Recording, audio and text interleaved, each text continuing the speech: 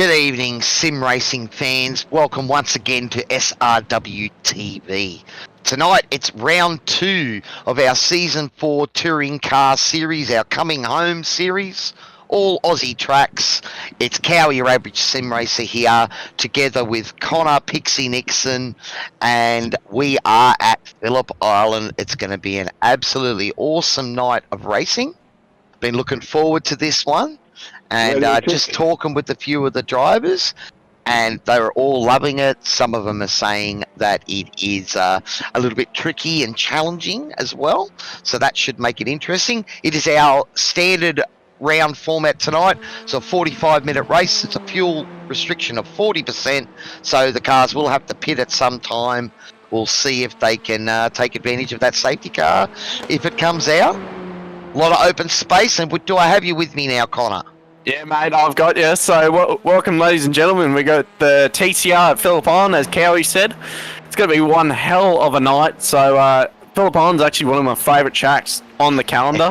It's up there, and yeah, it's a good night of racing. TCR's one of these cars you can kind of battle and hit a door, and but yeah, here we go with the qualifying. We are 2 minutes in. So, who's done our first time? So, 1:46 gallons. Yeah, the 46s already. Be interesting to see how these guys fare time-wise. The V8s, it's all about trying to get under 130. So, but these cars, as you said, mate, it's all about that door-to-door banging. Yeah, you can effectively get hit in the rear, and because it's front-wheel drive, it doesn't really affect you under the power. No, so that's out of it. That's it. That's it, mate. That's exciting, mate. Yeah, that's it, mate. And I think the TCRs are one of these cars where you can't jump in and drive it. You've kind of got to learn how to drive them. And a lot of people say to me, "Oh, but it's just a front wheel car. Like it's easy." No. Welcome to TCR. It's one of these cars where it's underestimating how much grip the thing actually doesn't have. It's you've kind of got to drive them like how would you explain? Like I was going to say it's yeah, actually a more technical car to drive than you think. Yeah, because as you're talking with yourself and talking with quite a few other drivers, because I would probably put myself in that basket of people you're talking about here that have got no idea how to drive them, right? Yeah. But from what you guys have said, you've got to sometimes use a tap of the brakes to try and get the car to step out. Like in the V8 Supercar, you just give it a little bit more throttle and it steps out without thinking about it. Yeah, thinking about it, yeah. And that's it. And so we see Jake Edwards on screen here. He's been one of the big contenders. He's been really quick. His pace has been on point, so it's good to see Jake Edwards out on the track. We were talking about 46s for those first times, buddy. But it must have been out laps and warm-up laps because we're already into the 39s now. So Doug's at a 1:39.49. And I got my teammate Harry Dodds there in P2 at the moment. So good to see Harry back on board. He didn't have the result he wanted on Sunday night, but these things happen. Get back on the horse, buddy. Yeah, and that's it. And I definitely Sunday night was not his strong suit, but hey, like you said, you got to just get back on the horse and keep driving. And some of these drivers, tiny mistake cost him, and it hurts. And that was it. You do it, So, but we've all done it. Yeah, we've all done it, and but those mistakes make you as a better person. He'll learn that maybe just keeping a bit of a gap next time maybe will fix the problem, and it's totally not Harry's fault at all for that incident. And I think it was he just fired it in the pit lane a bit too hard and lost it, put it across and that was it. And poor Dodds, but it's just yeah, it was unfortunate to watch that happening because, you had Michael Whiting behind him and, he just had the pace that night. So, well done. That was an awesome battle. He did a lot better than me, mate. If you saw my car, it was pretty banged up in that first race. So, as we know, Cowie's out. Well, I run it on the last corner too. But, look, we are about 5 minutes in, so it looks like a few of the guys are starting to get to grips of quality out here. We're into the 38s now. We're into Luapui with a 38.91. So, again, this is a fixed setup series, so everyone's starting out like it's 40 litres tonight. As they go through quali, you burn off that fuel. The idea is to keep it out of the wall, keep it straight, so you keep burning that fuel down.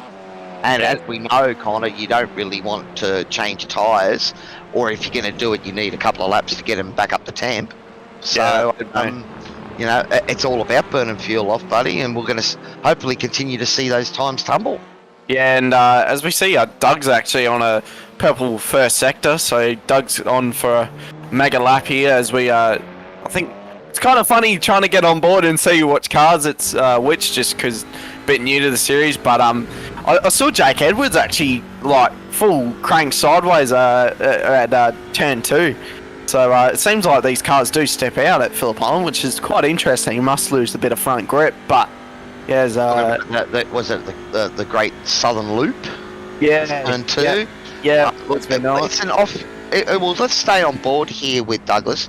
You'll see the problem is that the camber of the road keeps you inside, but if you get outside that groove, it wants to throw you outside. You can see it here. Very easy to get up on the crown of the road there, and if you carry a little bit too much speed, you can float away. Now, it was interesting to see there that this Phillip Island and that corner specifically is one of those places where the fastest line generally is not the line you're going to use in the race, because there generally you want to float up to that crown and then get back on it, back down through the exit of T2 and get a really good run down the straight. But we see in a race, you don't give up the inside of that corner. Yeah, definitely. And as you know, Cowie, I've made a move on you a couple of times at the Southern Loop and in the hairpin. Look, don't get me wrong, I love driving here. I just don't know if it really is a strong one for my driving style, but, you know, it doesn't stop me from coming back, buddy. You know me, I'm a glutton for punishment. Yeah. Thanks for the comments out there, guys. Matt Ashford just saying Cowie and Connor, what a combo. Cheers, buddy. We're hoping it works out. It was good fun last week, and we had plenty of action on track in both the races. I loved the F3s at Bathurst. That was just crazy, wasn't it?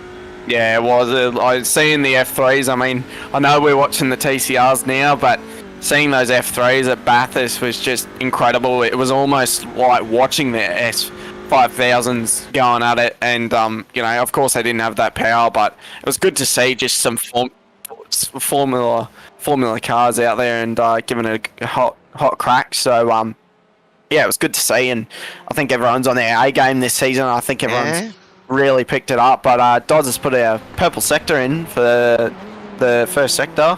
See, Jake Edwards put a good time in too, 38.4.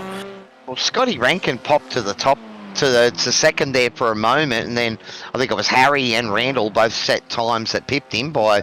It's pretty close. Look at that. The top 3 times at the moment are all 138.5s. We've got a 5.0, a 5.8, and a 5.9, and then we've got a 6.6, a 7.2. So the top 5 cars separated by 2/10.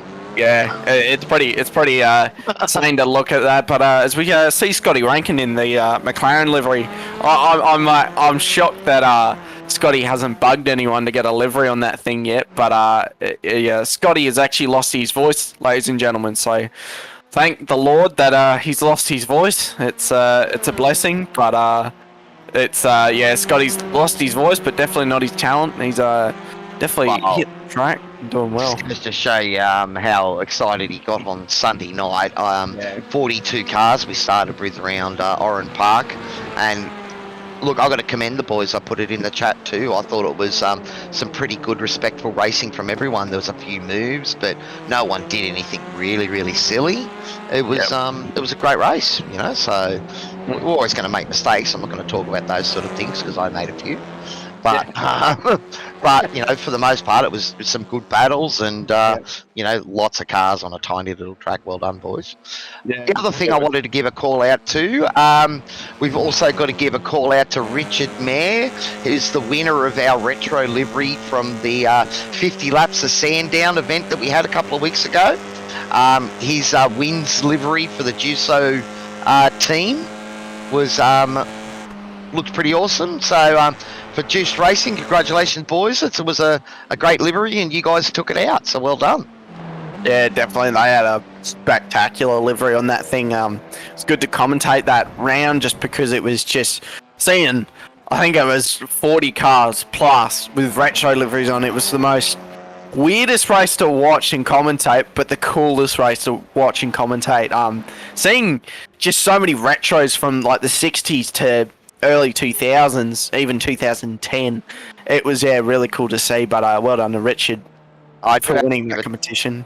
Do have to give a bit of a call out to my team boss too, Tyson. I will let you know, buddy, your livery that you did for Harry's car was in the running. So well done, man, because but I think the win one pipped you in the end. So yeah.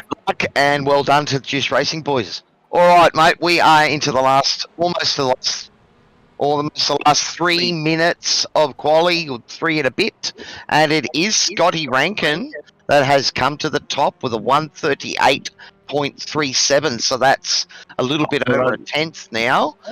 So a new benchmark, and as I said to you, buddy, the fuel's coming out. These boys are starting to get serious. I love Scotty with every bone in my body, but I don't think he's going to stay long because we got Jake Edwards on a flying first sector. I think we had he's had an orange in the middle too. Yeah, he's had an orange one in the middle though, so I'll have to see if that didn't cost him too much. Jake, 39.4. He's gone to P2, 0.08 of a second behind Scotty Rankin's time.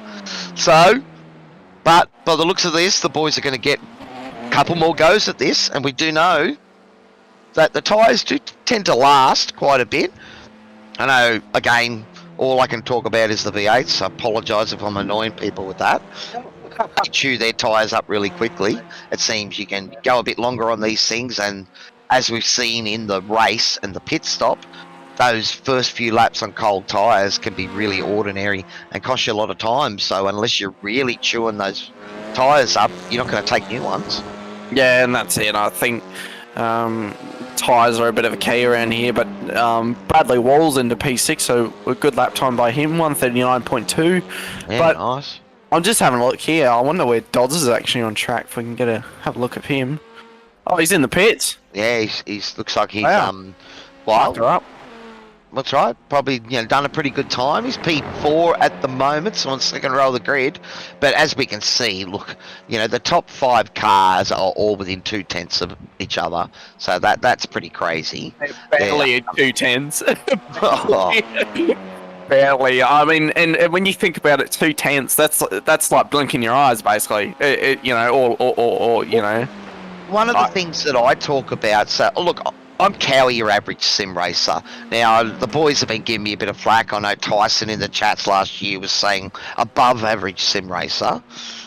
But one of the things that when you're comparing laps against people, and you compare against those really good guys, the Madison Downs and all those of the sim racing world, and they're 3 seconds a lap quicker than you, going, holy crap, where's the 3 seconds? But then if you think about it, most tracks are 15 to 20 corners. You find a tenth in each of them, suddenly you've found 2 seconds. Yeah, so and that's it. The difference. So it's a game of tenths. So when it's this close, that could be just going a metre too deep into a braking zone, or missing your turn-in marker by, turning in slightly early, having to get out of it, or going well across the grass there. Like we've seen that Bradley Wall, who's in the pink machine there, not Bradley Wall. No, I don't think that's... No, we were talking about the pink machine that was going across there. Toddy does put up a good point that Bradley Wall just surpassed Randall Luapui into 5th position. Also jumping into those 5s, got him by 0.02 of a second. So I reckon Scotty might have this. I had my doubts about Scotty, but he's still on top. And Harry Dodds just came out, which is a bit weird. But I don't. Where's Jake Edwards? I'm sure Harry is probably doing some practice starts. That's what I would be expecting. Yeah, he would be. Doug looks like he's finished up. Jake Edwards is finished up. Brad's still out. Andrew, we are looking forward to Phillip Island, both here tonight for this race about to come up. 45-minute race as we come to the end of the quali. Have we got any cars left out on track? I think Matty Gerard's still out there. He's got a green sector at the moment, a PB. Peter's still on track. We got Dean. Bradley Wall's still out there, but he's on a slow one. He's got a couple of orange sectors. Scotty Rankin's still out, but I don't think he's going to improve by much. I think he's got the max out of this car. So it was quite funny, Cowie. I've got a bit of competition with Scotty. If the viewers don't know, I've always had competition with Scotty, and I'm actually quicker in the TCR than Scotty. So he's always been trying to beat me in a TCR. So I wonder, I should do some laps later and try and beat him. But yeah, he's done a good time. A 10th than Jacob. Don't leg him on, mate. Don't leg him on. We all know how competitive Scotty can be. Oh yeah, yeah. And maybe that's why I get on well with everyone, because I'm probably not much of a threat in racing. but I'm a good guy to get up alongside of, so I'll tend to make it entertaining if you try to pass me. Well, that's quality over. It is qualifying done, so we'll just wait on Chef Toddy behind the scenes, buddy. Awesome. Always great to have you with us. So we'll get Toddy to bring up the grid for tonight's race. This is round 2 of our TCR Touring Car Racing Series. It is our coming home series. All Australian tracks, I should say, was Oran Park this week. This week it is Phillip Island. This place, do you know a bit about of the history of this place? Connor? I do actually. A bit of a fun fact here. Now, I know you're more of the facts guy than I am, but yeah, it was actually the track that Bathurst replaced back in the 60s or the 50s, I think. Oh wow! Here's our grid. So I'll explain that later. But Scotty Rankin, Jake Edwards, Doug, Harry Dodds, Bradley Wall, Randall Lapui, Riley Jones, Matthew, Pete, Greg, Dean Sinkovic, Greg Johnson. So that's in P12. Now we'll just go Tyler Sheaf. So good to see him up there. He was a little off the pace in the first round, but he's found a lot of pace, so it's good to see. Alex, Pete, Gratterton, Greg Barber. We've actually nicknamed him Bruh, so you know. That's better than nickname rolling around right now. Then the rest is our race stewards. So that good lineup tonight. So I think we've got about 15 to 16. So it's good race tonight. I don't think we need any more than that. But here we'll go green here in a second. So wait for everyone to get up. So we've got a minute. It's going to be an awesome race. We've got 15 cars out there on the grid. I know we had a bigger grid last week, so maybe there's a bit on this week for the boys. He's coming into that period of the year where we have less and less time available to spend on our hobby. But it's going to be awesome. Scotty Rankin on pole. He'll be loving this. And his ego. In the thick of it. Yeah, his ego. So we'll wait for the lights to come up here in a second. I think someone's just gritting up, and I think that is. Looks like everyone's out there, buddy. We're just waiting. We're inside the 10-second countdown, I believe. So, as we all get ready, thanks once again to DSL Welding Services, our major sponsor. As we wait for the lights, here they are, 5 red lights, and we'll be away on round 2 of SRW's TCR series, and they are away. It's a great start from Scotty Rankin. Douglas Gowan's got away good. Looks like the front 4 have all held under their spot. Is that Bradley Wall with a... Oh no, it's Randall Little-Pui with a charger through the middle with nowhere to go. But trying to go 4 wide, 3 wide. 4 wide's a bit silly. Let's go 3 wide. All 2 wide. So we've got Jake Edwards, Scotty Rankin side by side. We've got Harry Dodds, and I think that would be... I think that's Randall. No, Douglas. Douglas Gouts got caught on the outside there. Yeah. I think Scotty Rankin got caught a little bit on the outside. Randall Little-Pui able to stay up there and hold that inside line to the T1. What we were talking about there in quali, buddy. All right, mate. Up the inside. Up the inside of Scotty Rankin. Scotty Rankin's in P3 now. Dodsey's actually got the run on Jake Edwards. So your teammate's up for 2 spots. He's up the inside. Dodsey making the huge move. Someone's around. Who is it? Oh, Douglas is in the dirt. He's out. No. Jake. Sorry. Jake Edwards is actually, he's around as we can see him on screen, but Dodsy's actually in P2. Rankin's made a move. Dodsy's had a wiggle up in the shade. So Dodsy's huge moves tonight. Bit of revenge on Sunday night, so he's in P2. Probably want the win for this. So we're only 4 minutes in and he's already up a few spots. Riley Jones and Peter Pavlik also had a great start there. Riley Jones up 3 positions. Peter Pavlik up 4 positions in that KFC machine. So he's had a great start as well. And yeah, look, Douglas Gowan, that's a horror start for Douglas. P2 on the grid, and now he's right at the back of the field and has got to make some time up. Yeah, 100%. I thought the Dodsy would have the run on the straight, but apparently not. But yeah, he's starting P4. Your teammate, the Toyo Sim car is up 2 spots, so good to see. Jake Edwards having a wiggle actually in turn 2. Scotty Rankin, I actually think he's a bit of a smart one. He likes to save fuel and a bit of tyre, but we've gapped the field by quite a bit actually. So Riley Jones is back in P4, so it's good to see. He was strong last week in the first round. He finished up P1, I think.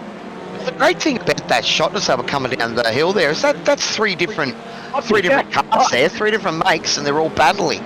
You know, we saw sort of last season that people were gravitating towards the Audi, but it's a great mix tonight, buddy. Yeah. As we've got Dodgy on the outside. Oh, the inside, sorry. Hang on. This is a great battle here up front as we've got through again a bit of a distance. So Riley Jones is staying in contact with the top 3 at the moment, and Peter Pavlik, he's only about 1.5 seconds behind Riley at the moment. Harry Todd's looking to go for a move around the outside at the last corner. Coming. Oh, that is a great move. I think he might have him. Jake Edwards is up the inside. He might have the run on him. Scotty Rankin's involved. Riley Jones is just sitting in the background. Riley's probably thinking, hey, if these guys crash, we're all good. Scotty Rankin up the inside. Dodds has made the pass on Jake Edwards. Scotty's going to sit there. He's going to break late. Awesome, Scotty. Just took the opportunity straight out of Jake Edwards. As Jake's going to go on the outside now. He's halfway up. He's gone. Gone. Just rear. Riley Jones is in P2. Riley had a huge slide. Peter Pavlik's in P3 now. Randall's in P4 now.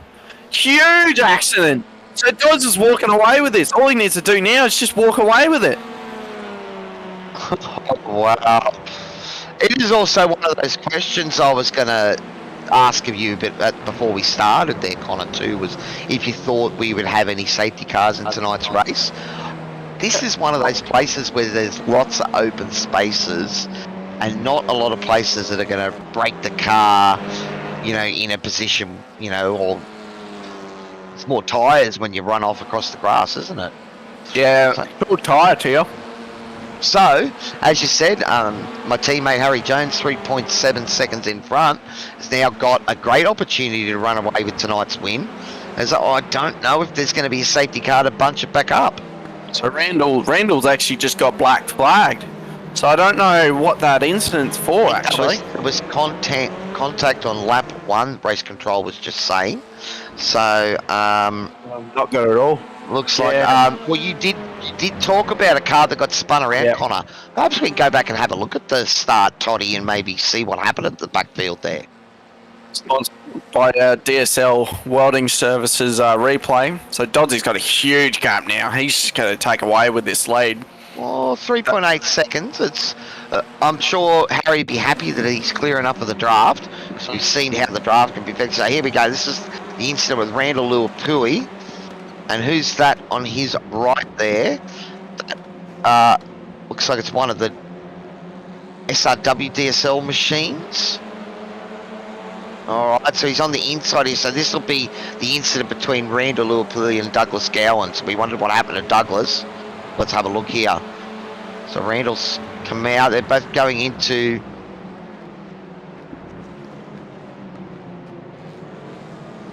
So Randall's... so what's happening? Oh, so he's cut... Oh, yeah. so he's cut up the... Oh, right.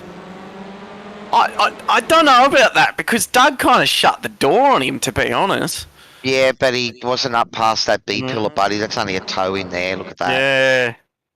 Let's have a close look. You know, he's only just got to the rear axle, so He's kind of just shut the door, though. That's where I'd be like, yeah. But I don't think Douglas could have known that the car was there, so he was entitled to that corner. All right, let's go back live and see what's happening up the front. It is Harry Jones from Performance Sim Racing. Oh, Harry Jones. God. Yeah, Tyson will never forgive me for that one now. Yeah, he's gonna kill you later. We got a DSL Welding Services replay. The stuttering on my screen coming out of the replay, unfortunately. So, but it is Harry Jones P1, 3.2 seconds back to Riley Jones. So Riley's starting to make a little bit of ground there. Yeah, 38 last lap, so the only man to go into the 38 so far, Riley Jones. So he senses an opportunity here as well, Connor. So that's pretty interesting. I know Riley didn't have a great round last week at Oran Park. That short track would have thrown me too, mate. Yeah, for sure. I think with Oran Park and now we're just to a big circuit with just open ground, I think all the guys would just be really happy that we've got open ground now, as we see. Who's that behind? Matty Gerard put a bit of pressure. But Matty Gerard's had some pace this season too. He's started 8th. Now he's in P4. Jake Edwards has copped a black flag for his contact with Scotty Rankin, who's back in 9th position at the moment, and I'm sure he's contact with Matthew. Matthew's contact there. Yeah, Matthew just gave him a little tap up the. Okay. Oh well, Robin's racing, buddy. They're still going. As long as you don't take him up into the weeds, I think a bit of rubbing is sort of expected in these cars. Yeah, and that's what we said at the start. Bit of rubbing, but yeah, that was just seeing that from my point of view. He's just like put the car in. All you said, dunk. I was like, have a look at if this toe is going to be quite effective here. You can see Matty closing in. That huge toe. I reckon he'll make the move next time he comes around. For sure. Awesome shot by the chef, Toddy. Looks like one of the drivers has done a pit stop when he came into the pits, and his black flag is still there. And yeah, you've got to do the drive-through. You can't take advantage of getting fuel or tyres. Riley Jones is pulling in. Is here. And just have a look at your comments out there. Got to leave a bit of space. Yep. And so look, I'm just saying, can't just shut the door once there's an overlap. Entitled to width. Okay. So yeah. But it's been good racing so far. I'm sure Scotty Rankin would probably disagree with me, though he is recovering up into P7 now. So a move on Pavlik here. Yeah. But I mean, the two battles we got now, right? So we got Riley Jones and Harry Dodds. Matthew's just pulling on Pete here, but you might bring him back in here. Yeah, it's interesting seeing the different makes and the models because it looks like the Hondas are better at brakes and cornering, and it looks like the Audis are better on the straights. But yeah, so with these two battles we got, isn't there? Yeah, I think it's interesting to see the different make and models. Like, I know you're a huge veteran of supercars, as we all know. The average sim racer. Yeah. Drive, buddy. Look, as I've said before, some cars, I just find it hard to get to the edge of the grip. I think, the V8 has such a lack of inherent grip immediately that I seem to feel it more when I'm losing it. But looking here, Dean Sinkovich running P5 at the moment, so that's a pretty good run from Dean. He's managed to stay out of trouble so far and find himself inside the top 5. Yeah, he's up. Looks like Alex Gavay's just made a move on Nathan Allen back there. I've seen that as well. So looks like we've got some movers and shakers happening in the backfield there. But as I said, this place is fairly open.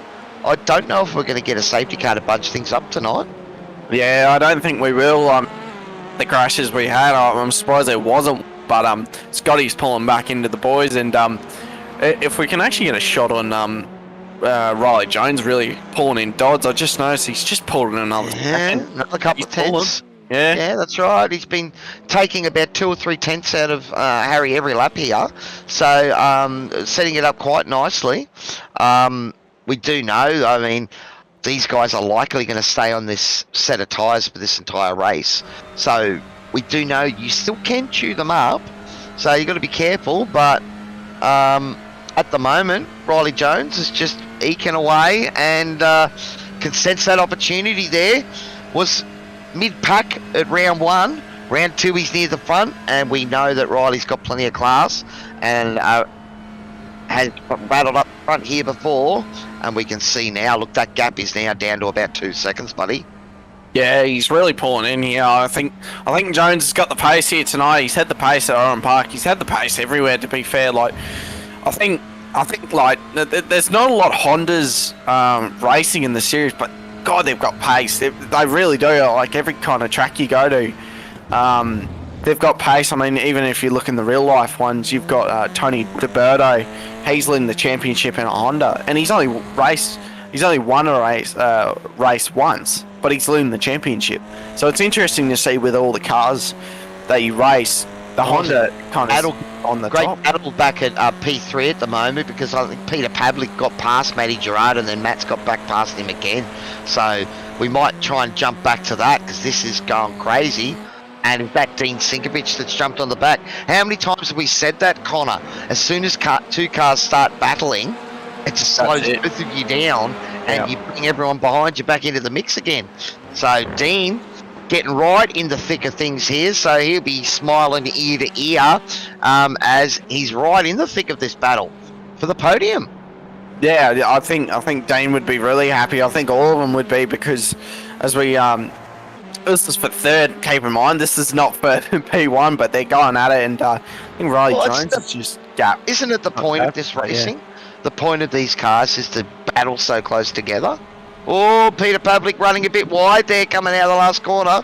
He's lost a little bit of speed, but has managed to get it back on the tarmac, and Dean Sinkovich looking to take advantage now. It's also opened up a little bit of gap for Matty Gerard. Dean looking on the inside there. The car got a little bit out of shape on him, and he had to get out of that there. We can see Peter trying to stay tight. Oh, Dean's going for it. Is it there? Peter's done well to hang that in, because I thought you slide up to the crown there. We all know that there is a point of no return at that corner when you slide up. Yeah, as we Pete went sideways halfway through the corner too. He had a huge wiggle, but it just I think so we just said slide on Pete. I think Pete's just lost a lot of grip, but Scotty Rankin's really pulling him in now. He's got pace in that car, and that's why he's P1 in the quality. Look at the time. So at the moment we've got our leaders Harry Jones and Harry Dodds and Riley Jones. I keep mixing it up. That's why. Harry Jones now, ladies and gentlemen. Yes. Harry Jones and Riley Dodds. Those guys are racing really close together. But they're 12 seconds ahead. Now, you look at their lap times, they're in the 38s. Matty Gerard, Peter Pavlik, Dean Sinkovich, they're in the 39s and 40s. Well, Riley. And then back to Scotty Rankin. Where's Scotty Rankin? He's in the 38s. So we can see just being in that battle cost you 1.5 seconds as soon as you start fighting. And those cars in front of you and behind you, the front ones get to make a gap, and the ones behind get to catch up.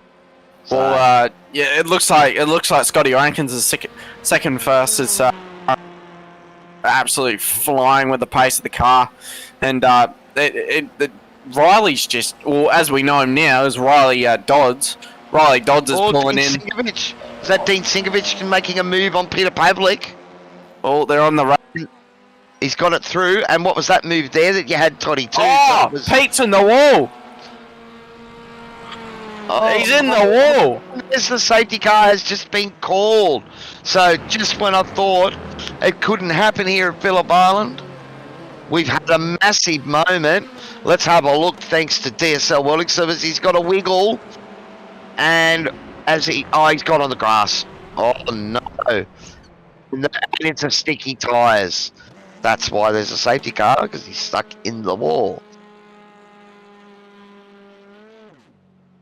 Well, is this going to bring a flurry of people to the pits? We are 16 minutes into this race. You would like to think that these guys could probably get home from now. And is that Alex Gavea had a massive moment as well, but he's recovered well. Yeah, if you want to make a mistake, go a mistake on the inside, I think, because going on the outside there at the Great Southern Loop, once you get up over the crown and lose your grip, you're gone. So as we've got the safety car now, so they're all boxing now as we see one of the cars on screen. Riley Jones has elected to stay out. Harry Dodds is boxed. Peter Public is boxed. Matty Gerard has stayed out. That is interesting. Yeah, that's you'd want a box now. That's the optimal window, I reckon, because I reckon you'll make it home now. Bit of fuel saving, you'll make it. But so Riley Jones is hoping that he's going to have another safety car. We see Dodds just coming out of the pit. Look at the gap, huge gap. The only reason I could see those guys staying out is that they think that the laps under the safety car and saving fuel means that they might be able to make it home. But I thought the boys, when I was talking to a few of the drivers before, I didn't think that that was going to be an option. So, is it a mistake, Alex Gavea? He stayed out there as well, by the looks of that. So yeah, it looks like position. Tyson McAvoy in our safety car tonight in the BMW GT3. So nice beamer out there. So yeah. Well, they got the wrong car last week, didn't they? Yeah, it's actually the wrong car this week as well. BMW is the wrong car. Yeah. But as the budget safety car. But yeah, it's good to see the safety car out once more. Hopefully that'll be the only time. Peter Public went for his toe here, I think. Okay. So got the safety car here. And so yeah, that is an interesting tactic. So we're going to have to keep an eye out here and see, is it too early to pit? I wouldn't think so. No, I don't reckon it is. You would think that they'd be in the window, so we'll just have to see. That could be a mistake. Let us know what you think about it out there, guys, in Facebook and YouTube land. As always, it's great to have you with us here at SRW. He's in. Riley Jones is in. Yep, so that is a mistake, I would think. It is possible that, you know, if you've got your radio muted and you don't hear the call, maybe that's what happened. You like the M4 G3 as a safety car, Andrew? Okay, fair enough. I think it's normally supposed to be the McLaren, isn't it? Yeah, McLaren GT4, as we see Scotty Rankin flashing his lights too. But yeah, Scotty, you're not the safety car this week, mate. Yeah, but wheels do look hot though, don't they? Yeah, I mean, as we see Scotty flashing his lights, hey mate, you're probably watching the stream at the same time. But as we're going around, but Scotty's made a huge game. Like, he's right behind P1 now. Same as Bradley Wall. Riley Jones, Matty Gerard, that has cost them. That's cost them the race. I'm calling it. There's unless they need a box again, they've probably I don't think they've gained anything out of that. From the back, I'm sure that Scotty Rankin would be quite happy with the way things have played out, because after losing P2 and P3 over no fault of his own, he's back up the front there. I'm sure a fast repair is being used to get that car pristine, and he's back in the hunt. It doesn't take much. I mean, that Harry Dodds would be a bit upset. I think that a safety car was called. I think it was imminent that Riley Jones was catching up, like 0.3 a lap, catching him. He was just on fire. So, I mean, even having a faster guy behind you now, it's a bit scary. Scotty Rankin is. He's going to have to show every ounce of that pace there to fight back from P11 now. the big mover is Nathan Allen up 11 positions in P7. So it's come from right from the back of the grid and huge right to the front, mate. That's crazy. As we see the BMW M1 coming in, I thought it was the M3, but it's apparently the M1. So Facebook and everything, put your comments in, because in the production car it's got the M1. So anyway, I'm pretty sure it's called Johnson. Look at that, he's up 6 spots as well. The blue Team Greg machine sitting in there, he'd be loving this. So safety car's in, green flag. So we'll just Dodds has got the Yep, see how Harry plays this. Is he going to wait to the line, or is he going to go straight out of here? So he's gone. Absolutely gone out of here. Dodds is on a move. Absolute move. And Scotty Rankin's got to try and hold on to that slip, but he probably won't. Dodds is trying to get a bit of temp into those tyres. Scotty read, I think the field read that pretty good. Yeah, that was good. But Harry did well, because he's got a nice little sort of 3 or 4 car gap going into T1, and that's the whole purpose of that restart. Make sure you get into T1 in front. Yeah, so Scotty's already on the back of him, absolutely on a hunt. Scotty does not want to lose tonight. It was P1 there, I think, as well. Was that Riley Jones looking up the inside of Tyler Sheep there? So we got Randall Curley, another beneficiary of the safety car, back into the hunt as well now, and it's that Douglas Gowans up into P3. So there's our other big beneficiary of the safety car. We do say, you know, if something's going to happen to you on the outside, SRW races, you want it to happen at the start of the race. So if there's a safety car, you get a chance to recover. Is that Bradley Wall there getting? Is that? Yeah, that's Bradley Wall on the back of Doug. Doug would love this run now. Being in P3, he had a huge incident at the start. Doug, a little buoy in there as well. Randall's could have a look. No, he's tucked back in. Smart option. So they're all going to be a bit smart about this, because you'd go, right, let's not battle and try and catch up to the front. But I don't think Randall's really thinking that at this point. He's probably going, nah, I want P4. There's points in this. There's a championship in this. But as we see Doug up the front of this little battle pack, then we got Scott, then we got Dodds. Was that Jake Edwards? Greg Johnson putting a bit of pressure on Jake Edwards in the back, the foreground there. So that's all happening on behind Randall, little Pooey. Look at Greg's making a move up the inside of T1. A little bit of blocking there from Jake Edwards. Yeah, Jake Edwards. So Jake Edwards has got to hold it. Is that sideways? Who's that? Nathan Allen on the grass. Oh. And I think that was Steven Singovich looking to maybe go up the inside of Greg Leake there, I think, as well. Was it? No, Riley Jones has done that, got up the inside. Unfortunate, Nathan Allen made him great recovery and had found himself up in P7, was having a right in the thick of it. Yeah, really in the thick of it as we're back. Well, he's a dirt master, Nathan. He's great on the dirt ovals on Tuesday night and always in the thick of it. So, but Riley Jones up the inside. No, he's backed out of. Sorry, Calvin. Yeah, you're right. It's all good. There's too much action. As we can actually go back to Scotty and Dodds. Scotty's just right on the back of him, really just muscling Dodds to make a mistake.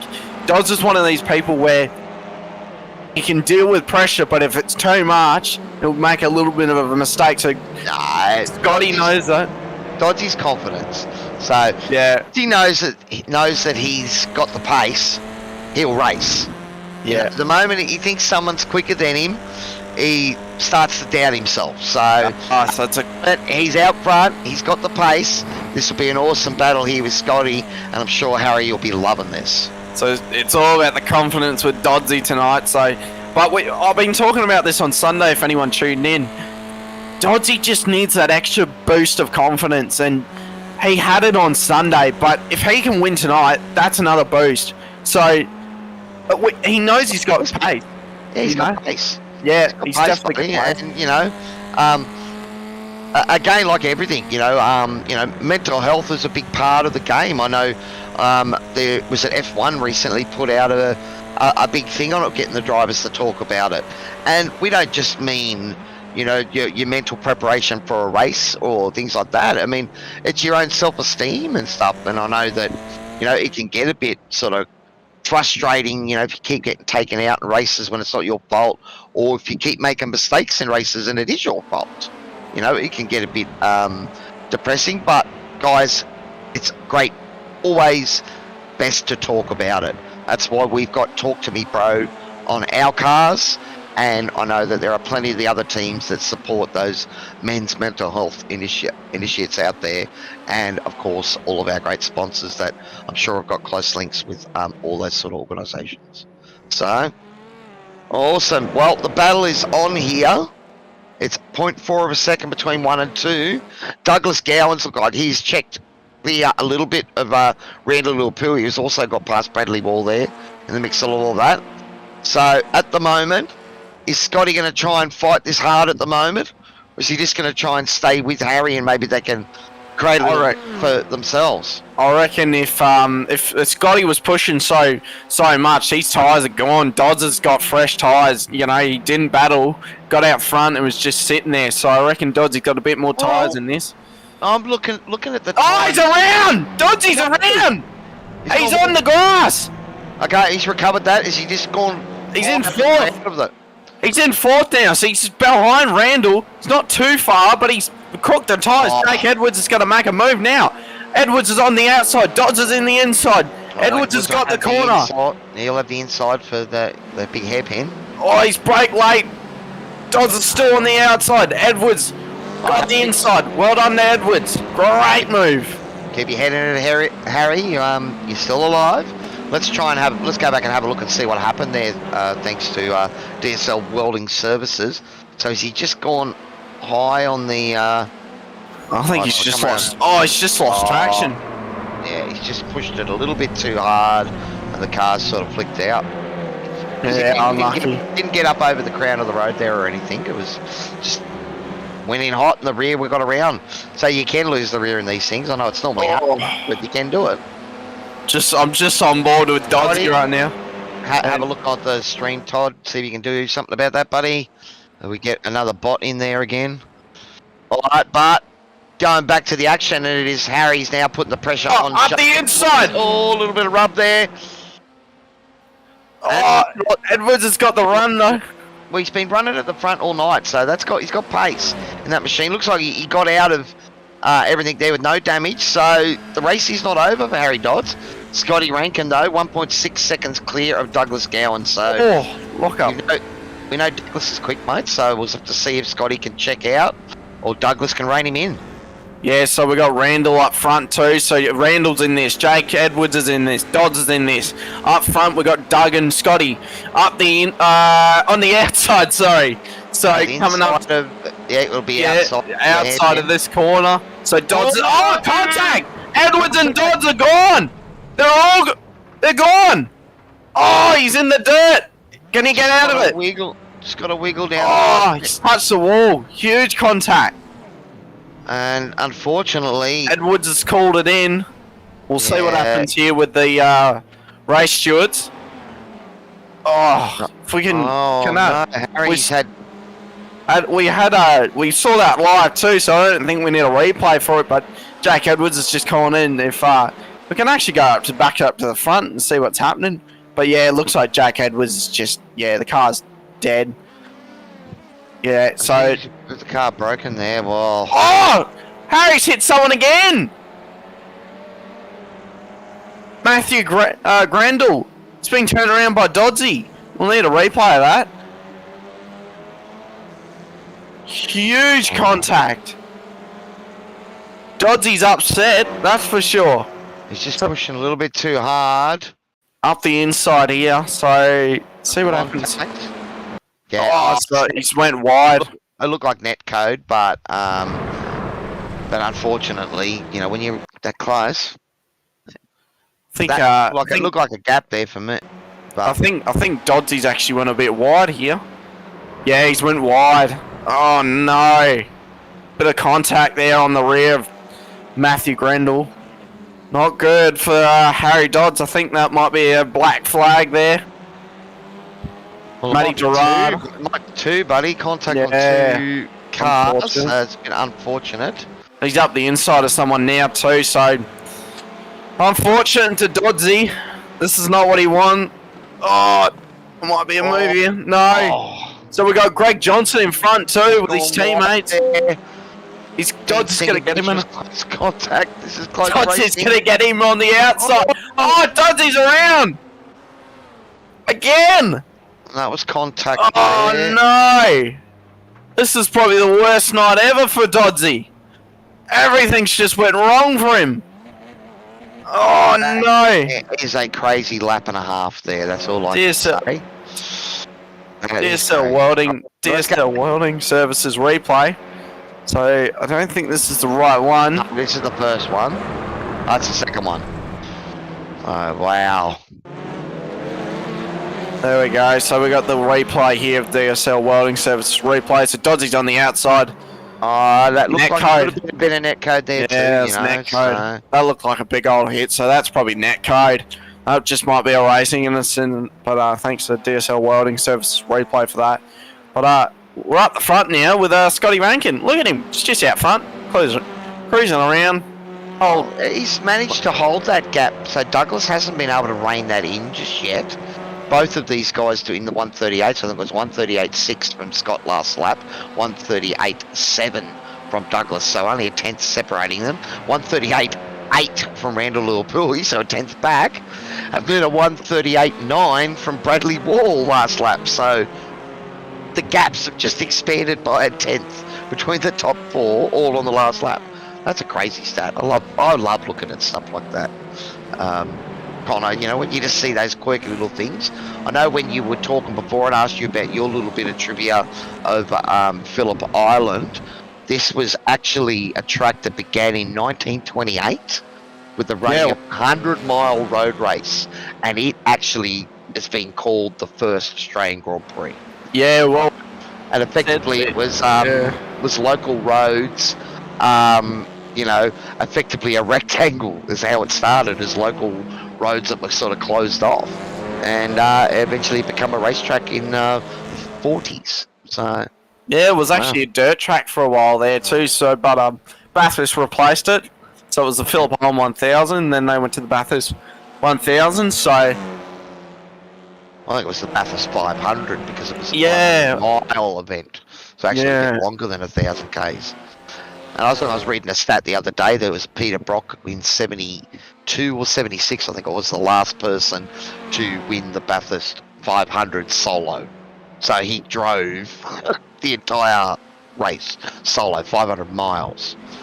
So what's that, about 700-800 Ks? That's crazy. It's crazy when you think about it, but, you know, we do endurances on this, you know, sim racing, hard, you know, the software, iRacing, the great simulator that we use, and you know, some people do 140 up from Nathan looking to get up the inside. On the instant that I think it was Dodds and Pete had here, so Pete's probably just trying to do a recovery here. He's not going to be too happy with Peter had his big moment into the tyres, and he was the instigator of our safety car, so he's fighting his way back now. But being able to use that fast repair that all the drivers have here tonight. J-Max saying iRace or apostrophe race. Okay. Well, it has been great action here. We are almost 35 minutes in, so inside the last 10 minutes of our first race tonight. This is our Wednesday night double header, so make sure you stick around. So following the TCRs, we have the F3s to follow. And we had a great race last week at Bathurst, and I'm sure we've got more in store as the F3s take on Winton tonight. Yeah, basically a dish bowl, as I like to call it. But Winton's got, in the V8 Supercar, you use the curbs. You know, you can't really do that in those F3s, so it's going to be interesting. I think it might be a track that suits those cars. As we see, yeah, definitely, I think... it'll be interesting, but Harry Dodds has been black flagged. Yeah, I think we all saw that one coming. Yeah. Unfortunately, yeah. Well, again, we know that, you know, you can have mistakes. Oh, who's that running wide? Is that Tyler Sheep that's got on the grass? Yeah, that's Has he Sheep. managed to recover it? It looks like he's kept it out of any walls and that. Could get it back on the track. That's all right, Tyler. You're inside the top 10, buddy. Keep going. And Scotty Rankin has just been able to keep extending that lead by sort of half a tenth here. It's at 1.9 seconds to Douglas Gowan. Bradley Wall running P3 at the moment, and he's got about a second and a half over Randall Luapui in P4. Riley Jones 6 seconds back. Big moment there for Riley. Elected not to pit under the safety car and dropped right to the back of the field, but he is recovering and has got it inside the top 5. Greg Leake running P6 for Team Greg, ahead of his teammate, who's only about a second behind him, so I wonder if we might see some team-on-team action here. See how aggressive Greg wants to get against Greg. Oh, it's Greg up the inside. No, it's Greg on the outside. Oh, no, Greg. Too many Gregs in this. Too many Gregs. Let's get like a Tom or something in here, you know? Change it up. Too many Gregs. Too many Dougs, Gregs, and Scotts. Well, hang on. At least it's not Harry Jones or Riley Dodds. Come on. Yeah. That's it. But Dean using a bit of the grass there for a bit of slip angle, going down the main straight. Probably not a great tactic, seeing there's not a lot of concrete around here for you to hit at Phillip Island, but Pitt Straight is one of those places. I wouldn't be surprised if with the grass even more. Yeah, well, I was actually talking about walls here as we the race kind of calmed down. We got a bit to chat about 5 minutes to go.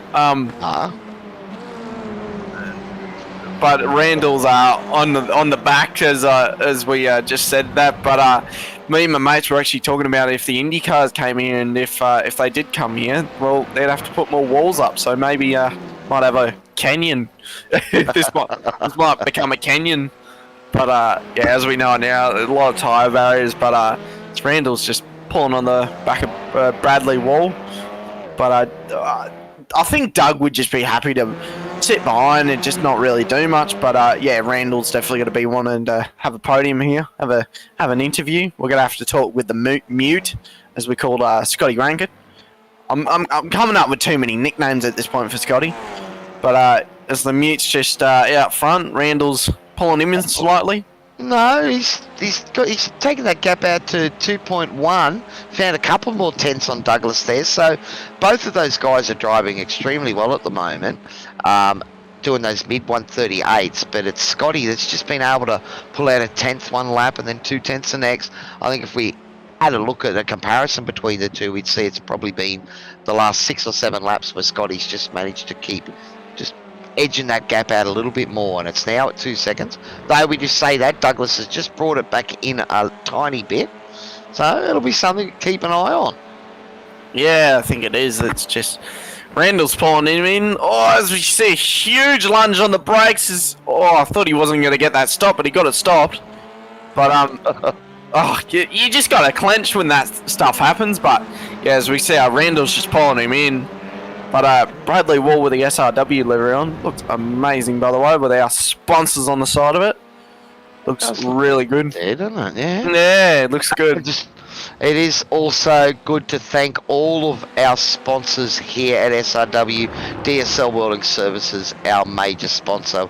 Also a big thanks to Warren and Brown Technologies, of course the promo department, our safety car sponsor, and Racecraft, Toyo Sim and Melville Equipment Corp. All of those sponsors, it's great to have you on board. We cannot do this without you. It is awesome to be able to, you know, broadcast our hobby and talk crap about it as well, buddy. Yeah, give everyone nicknames. That Scotty and I have been doing that all week. Yeah, definitely. If keep tuning in through the week too, guys. We've got Supercars, we've got F3s, we got. I'm just trying to run them. Oh, Porsche car, but as we see, Bradley Wall on the outside, Randall's up the inside. Now he's going to be on the outside. He's going to probably, yeah, I thought he would. Oh, huge wiggle by Randall. On the outside, Brad Wall. Trying to get down the inside there, the Great Southern Loop, but that outside slingshot around there, Bradley's carried some good speed, but it's not over yet. Randall's probably going to put it up. Track at the moment. As we are inside the last... Oh, the outside. Stefan on the outside. In the grass. I think that was Greg Johnson in the background too. Steven Sinkovich running a bit wide there with Greg Johnson as well. So I wonder if that was contact. I think it might have been. Oh, Tyler Sheaf off the road too. Well, that's that crown we keep talking about. You see there goes Matty Gerard and Harry Dodd's going up the inside there of Matty Gerard as Matty got over that crown and had to get out of it. It's all happening now. We start talking about other stuff, and these guys are no. You got to focus. No. Yeah. Well, like, what are you doing, boys? Thanks for the DSL Welding Services replay as we see Stephen off the track. Oh, there's Greg. Hey, buddy. They've both done that to themselves. Yeah, unfortunately. Good to have a good laugh, guys, though. But if you're watching the stream back, that was a good laugh. But thanks for the action, boys. Thank the boys for the entertainment. That's the way. Yeah, that's it. But as I right on board with Matthew there. But I think we might need to go back to Randall and Bradley here. Because well, it's starting to get close. I think. What's going on? I don't know if it's white flag. It might be actually. We've got about 3 minutes to go, buddy. So we're inside the last 3 minutes of this race. So we're probably looking at 2, maybe 3 laps, depending on how quickly the leaders can get around. Have we had another crash? Steven Sinkovich has had a moment. Oh no. What's happened there? DSL Welding Services replay as we just going on with Stephen in his little Audi here. Bit of a wiggle up the top of the hill. Yeah, he's just out-bragged himself. Yeah, turning around. Greg Johnson's going to come through. Awesome move by Stephen for not coming back on the track. So we thank Stephen for not coming on the track and wrecking Greg. So well done, mate. So he's just going to try and bring the car back on the track here. So you'll just wait. Yeah, and that's the most painful thing. Yeah, I know what it feels like. I had to do that last Sunday night. I had to pretty much wait for the entire field to go through. Sorry, if we could get back to Randall. Randall's actually made the move on the outside, so Bradley's had a huge move. He's went a bit wide, and Randall's made it up the inside. These boys are pushing hard. Well, we are inside the last couple of minutes of this motor race. Oh, look at that. It's a massive... He sent it out and got a great slingshot over the Lukey Heights and around the outside. So he's got that done around the outside. Just carrying more speed over the hill. You can see that massive slip angle he had going into the rise. Oh. White flag. Scotty Rankin has got a 1.7 second lead out front. So just maintaining that. You can see Douglas Gowan has closed in the last couple of laps. But Scotty doesn't make a big mistake. It's going to be his. So we got all this P3 on the line here. So P3, as Cowie says, Bradley's might go up the inside. This is the move. Randall's blocked it up the inside. Great move by Randall. He's going to go deep as we see Bradley up the inside. He's going to try and shut the door. No, he hasn't shut the door. He's going to back out of it, make it safe. These boys know it's 3rd and 4th, so it's good points. So Randall's going to take the lead for a bit. Now they're going to come up to the hill that we saw Bradley go a bit wide. He's probably going to regret that at the end of the race. My microphone just midway. All right. But he's about it. Scotty Rankin has got a... Okay, that looks like Douglas has just decided that he's not going to catch him. Look after P2 because it is going to be Scotty Rankin coming around the last section here at Phillip Island, and he is going to be our round 2 winner of Season 4 TCR Series here at SRW. Great result for Scotty Rankin, taking his first win in the TCR Series. Awesome work. Douglas and Randall Luapui looks like he has fought off a hard-charging Brad Wall there to retain P3 and the last spot on the podium. Riley Jones coming home in P5. That's a great recovery from Riley. He'd be ruining that mistake. He should have come in to pit under the safety car. It cost him dearly. Greg Leake with a P6 ahead of his teammate Greg Johnson, P7. We've got Dean Sinkovich What a race. It's still coming around. Yeah, Greg Johnson's just come over the line. So Greg Leake coming around. Dean Johnson, Peter Pavlik coming over the line. Harry Dodds in P10. Well, Harry, you certainly had an exciting night, buddy. And Nathan Allen also having a big moment there on that restart. Got himself into a great position.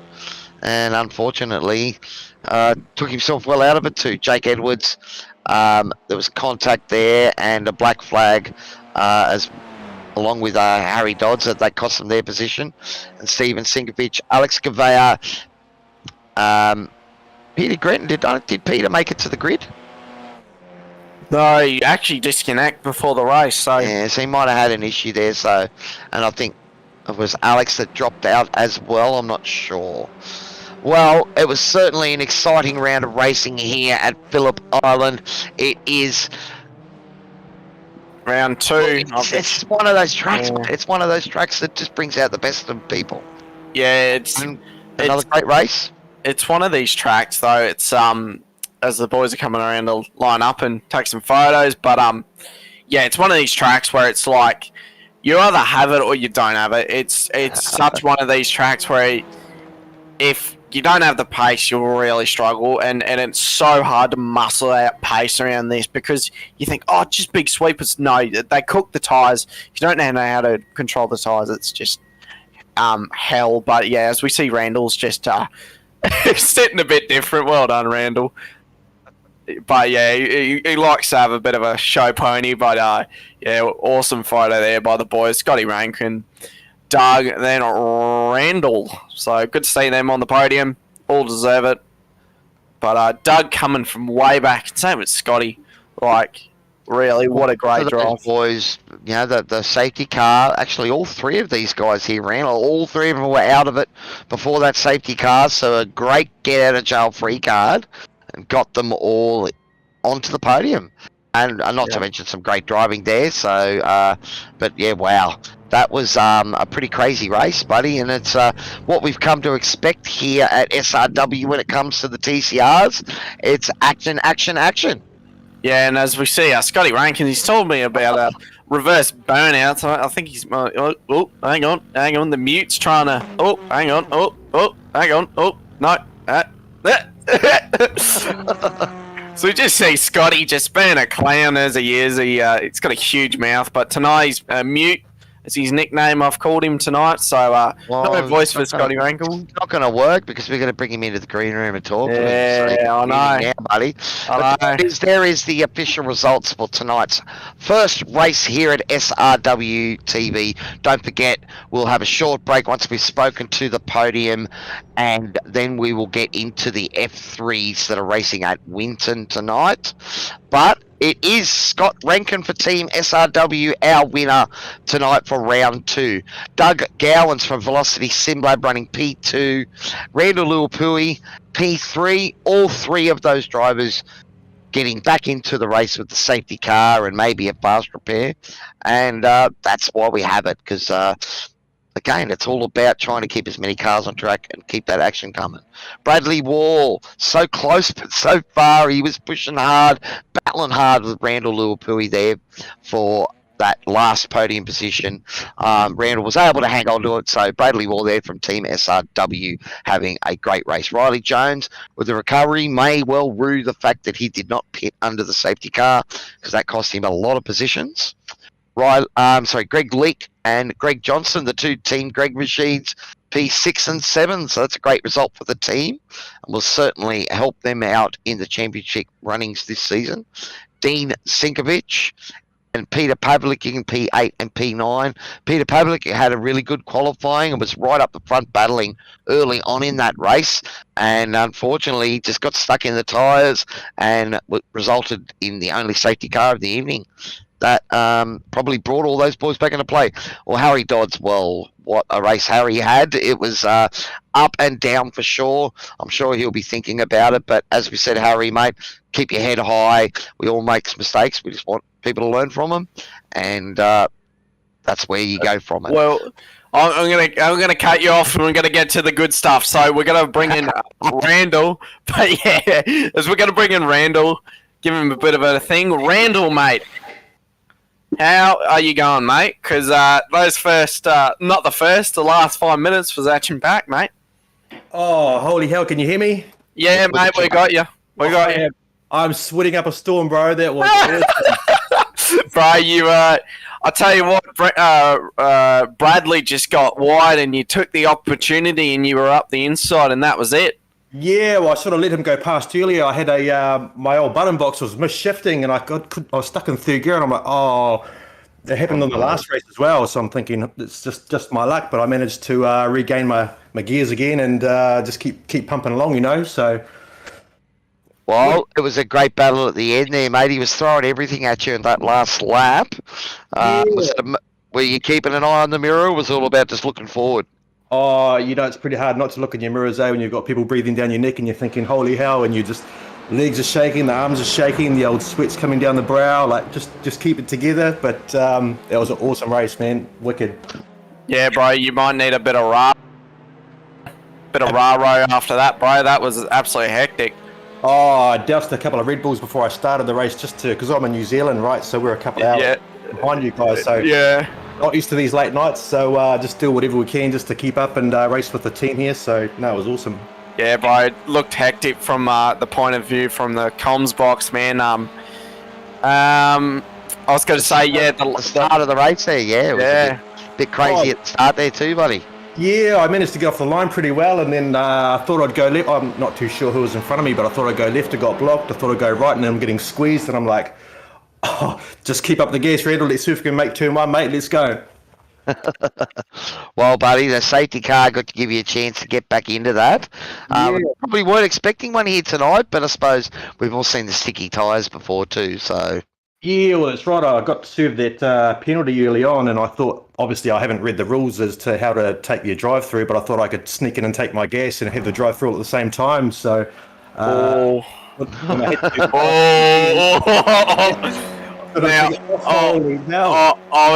going to tell you, mate, and if you can keep your position from Tyson McAvoy, I'd be shocked, but... yeah, the drive-through, man, you can't take fuel, so... You ended up having to serve it again, so that cost you, did you? Yeah, it did, but I'm thankful to have that safety come out. That's a little bit of my safety. A bit like Max Verstappen at Abu Dhabi, really. Get some red tyres on, man, but I was going to say, we better wrap this up because we've got the F3s running. Who would you like to thank? Mum, Dad, sponsors, man? Oh, to be fair, like no one's really helped me other than Matt Gerard, who introduced me to your series, and so I'm pretty thankful to him for that. Like we're both from New Zealand, and we sort of always follow each other's calendar as to what's happening. So pretty thankful to him to introduce me to this this gig, and I'm loving every minute of it. So thank you very much for you boys for putting this on for us every week. It's awesome. No worries, bro. We don't do much, but just looks like it looks like you Kiwis just moving a pack, bro. Yeah, you know, we've got to try and stick tight, you know. We're so we'll stick together, eh? Yeah, bro, it's good to see a Kiwi on the podium, bro. We better move on, but hopefully see you through the week, bro. Awesome, bro. You will. Thank you very much. Too easy, brother. All right, guys. So we're going to move in Doug now. So this is all you, Kiwi. Go for it, bud. Oh, I'm happy to share the duties there, buddy. Gowan, you were right in it at the start there, buddy, and then it all went wrong for you, and you found yourself back in it again after the safety car. Was it a topsy-turvy race mode or what? Oh, no, yeah. I mean, that's 3 races in a row I've been punted off, so that's the way it goes, I suppose. I just picked my time to do my pit stop and just try to put some laps together, and, you know, luckily the safety car came out at the right time. Yeah, mate. Well, you know, but you had some great pace out there, and you're right in the thick of it early on. How was the battles around Phillip Island? It's very much one of those places, I think, where you can sort of, you know, put some pressure on your opponent, and it doesn't take much to get put offline. No, that's right. Yeah, the car likes to wander quite a bit, and it's got quite a bit of oversteer as well. And you know, you keep that pressure on someone. I was just trying to keep the pressure on Scotty at the end. I didn't think I had a chance of getting close to him. Tyres were shot. But you know, you just trying to you know, have the opponent make a little mistake, and you can take advantage. Yeah, buddy, well, we saw that, man, with Harry Dodds having just under pressure, and he just cracked as we saw. But That's yeah, man, right. you were on pace, man. You were definitely up there, and had that incident and came back, and what a drive, man. Yeah, cheers, mate, cheers. It didn't help that at the start of the race, my third monitor went out, so I couldn't see out the right-hand side of the car. Oh no, yeah, you kind of need that. Especially coming into that right-hander hairpin, I was always slow there compared to Scotty because I just couldn't see it properly. Well, man, Oh, that's horrible. who would you like to thank, man? Oh, look, obviously Steve from Velocity Sim Lab, Speed House, Here to Race, YouTube, and the rest of the guys in the race, they put the hard yards in and the practice in, and congrats to Scotty, and, bring on next week. 100%, man, round 3. Bring it on, man. For sure. Well Thanks, done, fellas. Doug, on your P2, buddy, and I'm sure you'll be up the front battling for future rounds. Well done. I'll do my best. Thanks, guys. So now we got the rattle gun, which now he's called the Mute. G'day, Mute. You guys, I didn't say that, Scotty. That wasn't me. I thought you were supposed to call me talented after that. Yeah, mate. Sort of in your lap, didn't it? I'll talk for you, but hey, mate, you had a hell of a drive. You were up front, then you went to the back, and then you came up because of the safety car, man. What a drive! Yeah, well, that's what I was saying to the boys. I just got to keep myself in here. It's one of those tricky tracks, and I think the way that Doddsy sort of fell off as well, it speaks a lot to it. You've got to be balanced, and I saw a lot of guys taking a lot of risk as I was coming back through the field, and that just made my mind like, right, I've got to back it down. We're actually going to use less brake pressure, and we're going to go faster around here, and that's exactly what happened. Yeah, man, we saw the pace in qualifying. You were just that 10th quicker. With the pace you had tonight, man. Even Doug said he couldn't catch it because he had cooked tyres, but let alone the pace was just unreal. You qualified P1 and finished up P1, man. What a drive! Yeah. I mean, I want to say a big apology, obviously, to Jakey Edwards as well. Like, I know he's hurting at the moment, and things didn't go his way tonight. Yeah. But nothing wrong. That's just a mistake, man. That sort of stuff happens, particularly with the loop being such a loaded corner. Yeah, man, definitely. But the biggest thing is it's the fastest that gets paid, and it's the fastest that gets laid, mate. Yeah, mate. I need to use that saying, but 100%, man. I was going to say, who would you like to thank, buddy? First and foremost, Matty King quotes. You can't do a podium ceremony without Matty King quotes. DSL Welding Services. It's been awesome to have the guys from DSL Welding Services come on board, and be chilling out with me. And Paulie Gerland's been a really big source of sort of input and whatnot for me, getting me in the TCRs and whatnot as well. It's been awesome to have him on board. Big shout out to Dragon RC, Warren Brown Tools, Melville Equipment Corporation, Toyo Sim, Racecraft Simulations, and the whole team. We are so lucky here, I think, at SRW to have such a passionate crew, and obviously you guys and everyone that puts it on board. And I want to say a massive shout out to Bradley Wall tonight, because he puts a lot of this stuff together, and for him to miss out on the podium by that much. Oh, yeah. Unlucky for the guy. He actually missed out on some laps in qualifying because he was trying to get Tyson McAvoy, our safety car driver, into the session. So, for him to come away and miss out by that much is such a good I'm sure he enjoyed that battle, man, because him and Randall were going for it hammer and tong. So I bet even though the P3 was almost there for him, I'm pretty sure he enjoyed the battle, because we know that Brad's another one of those guys that just loves being in the thick of it. I was talking to just Randall just after that as well. He said, "Man, the battle was just amazing as well. It's so clean and whatnot over here." So, next week will be Dodsy's turn. But he's just got to cut a couple of mistakes out, and he'll be right there. He got the pace, he's proved that. But next step's cut those mistakes out. So. Yeah, well, that's it. That's racing, buddy, and we're all still learning stuff out here. Otherwise we'd all have 10K I ratings. So and that's what you got to do: learn from your mistakes and move on to the next one. Take the battle and fight again. Well, I do want to say that without Dodsy there at the restart, I wouldn't have pulled away. I wanted to bump draft and work with him, and that's the main reason that we were able to pull away at the front end of the pack. And the fact that he had that spin said to me I needed to back my own pace down. So I wouldn't have won without Dodsy making that mistake, I don't think, because A, I don't think I would have gotten past him, and B, I would have overdriven the car, and that would have been me, not Dodsy. So. Yeah, 100%, man. He was on pace too, but we're going to move across the F3s. Thanks for the action, Scotty, and have a good one, man. Rest your voice. Yeah, so much rest in the voice, right? The 1 week I have a bad voice. Yeah, man, it's rough, but yeah, well done, man. Yeah, As long as you're SRW. not using too much sign language, buddy. You know, Yeah. you know the sign you'd use. I'm going to kill him to mute for the rest of the week. So we're going to have a bit of a break here from SRW. See you in a bit.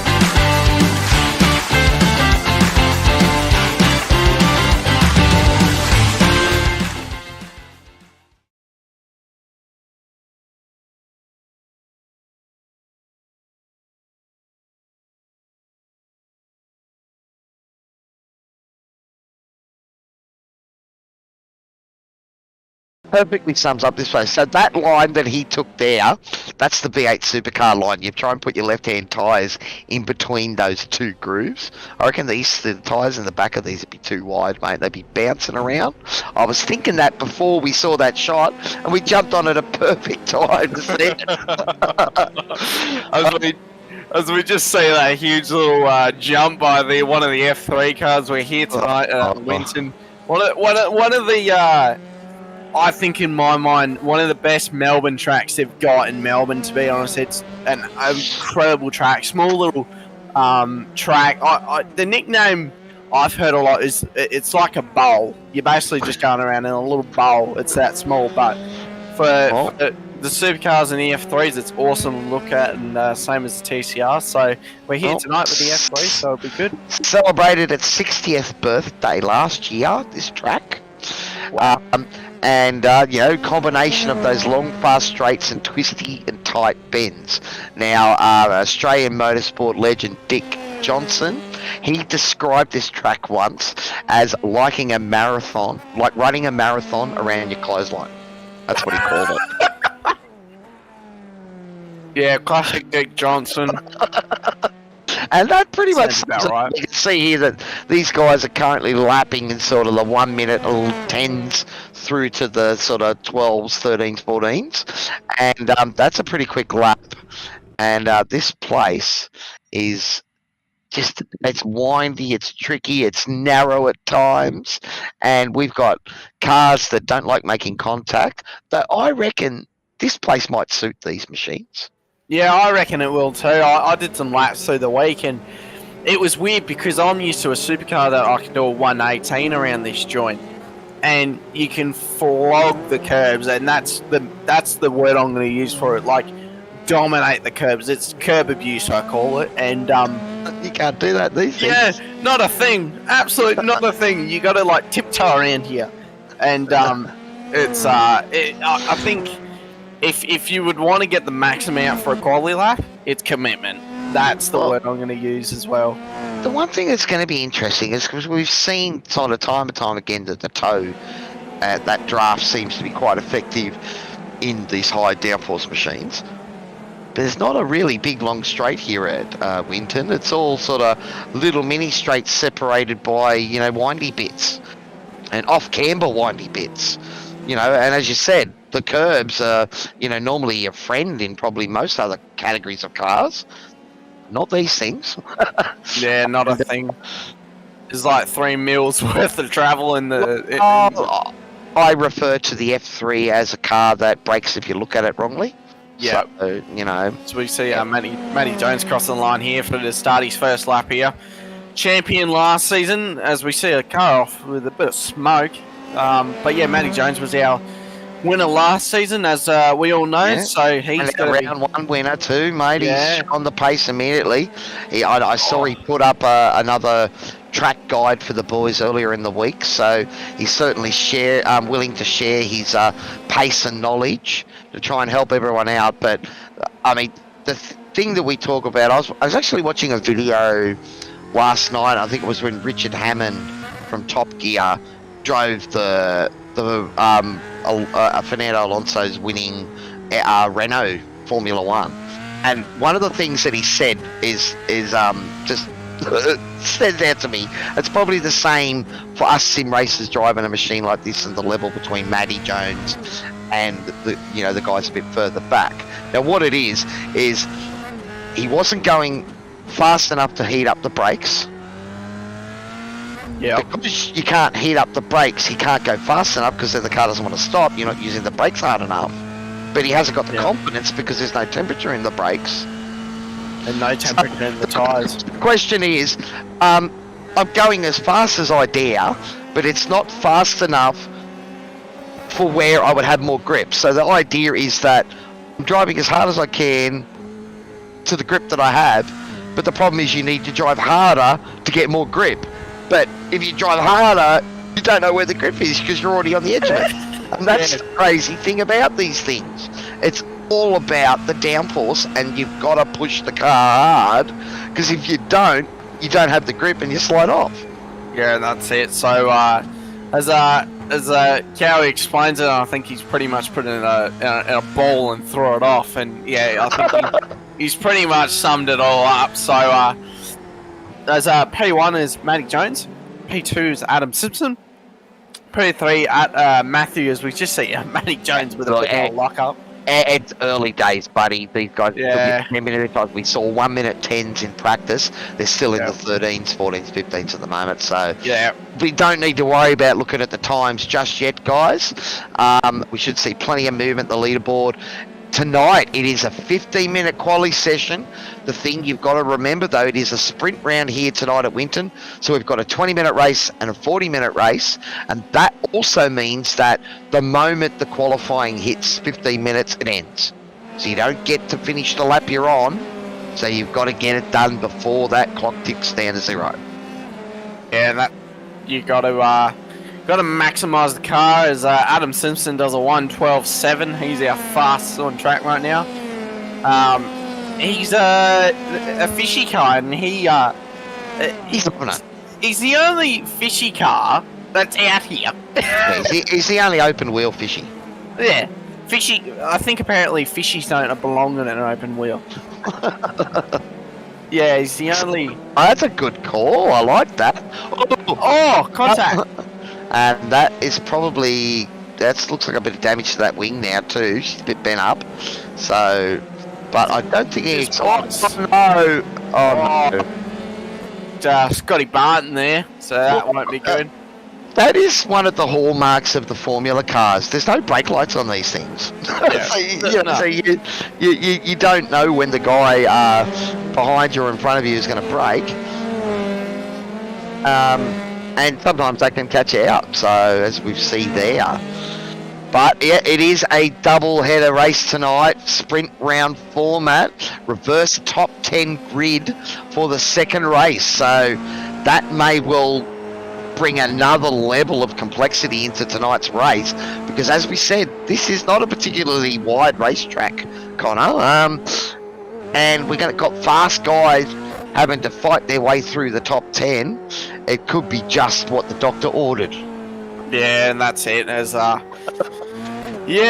I think you've pretty much summed it up. But yeah, it's we got Adam off the track. Adam. Yeah, Adam Simpson off the track again.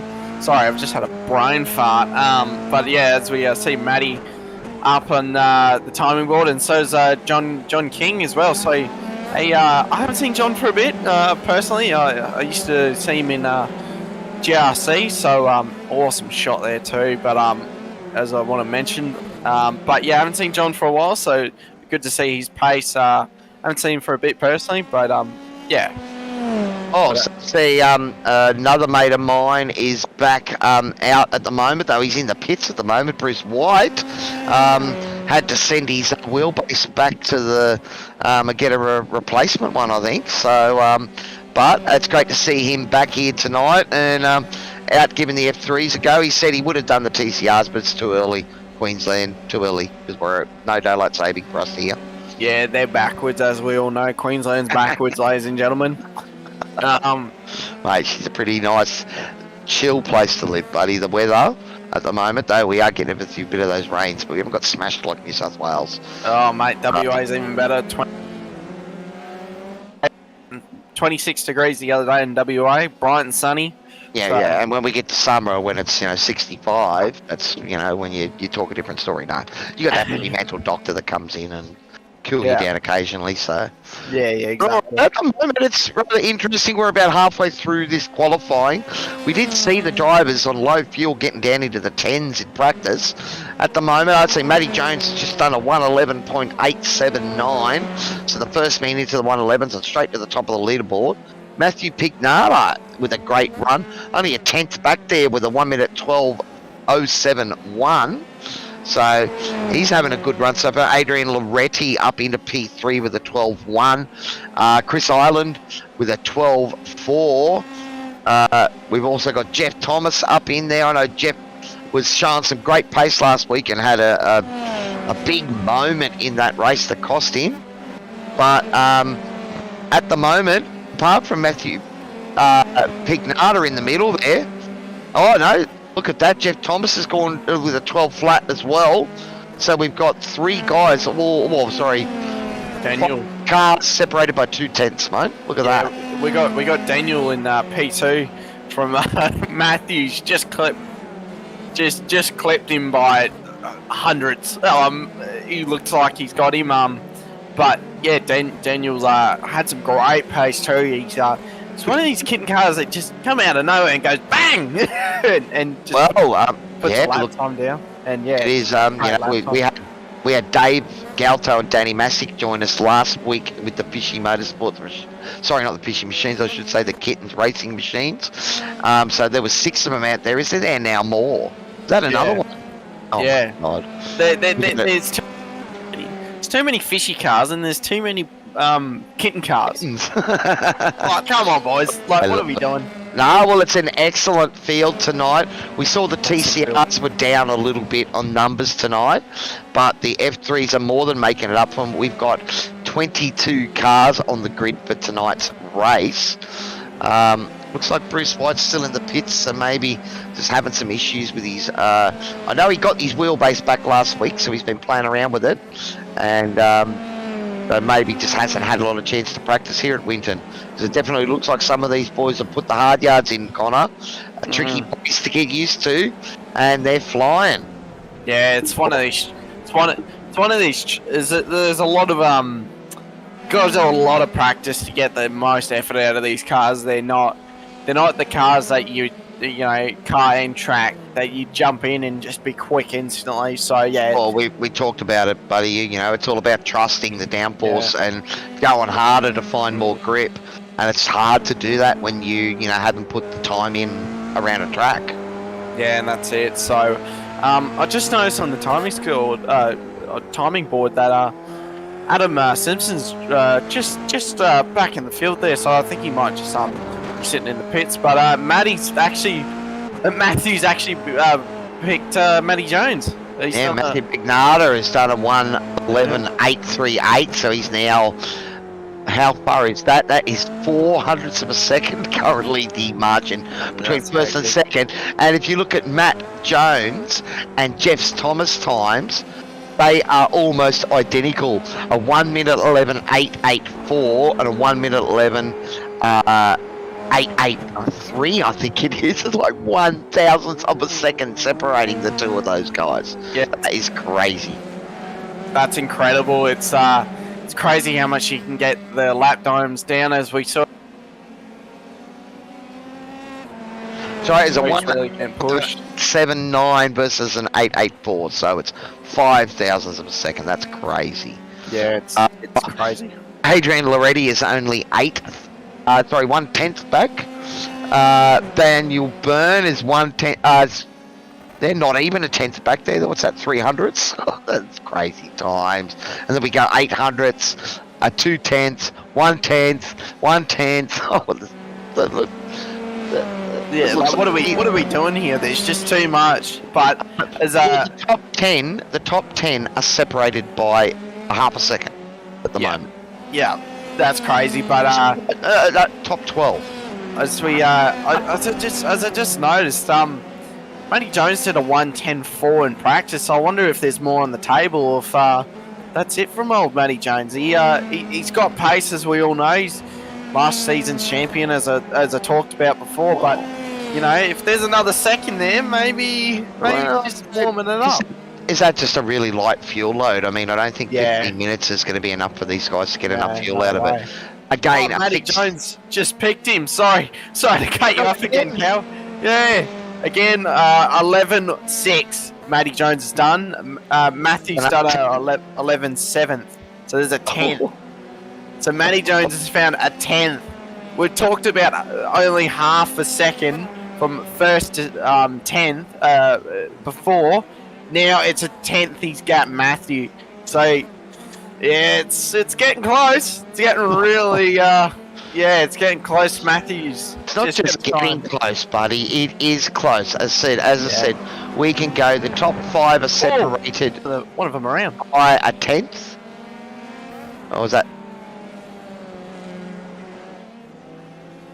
It is Yeah, so we're talking the top 3 are separated by a 10th.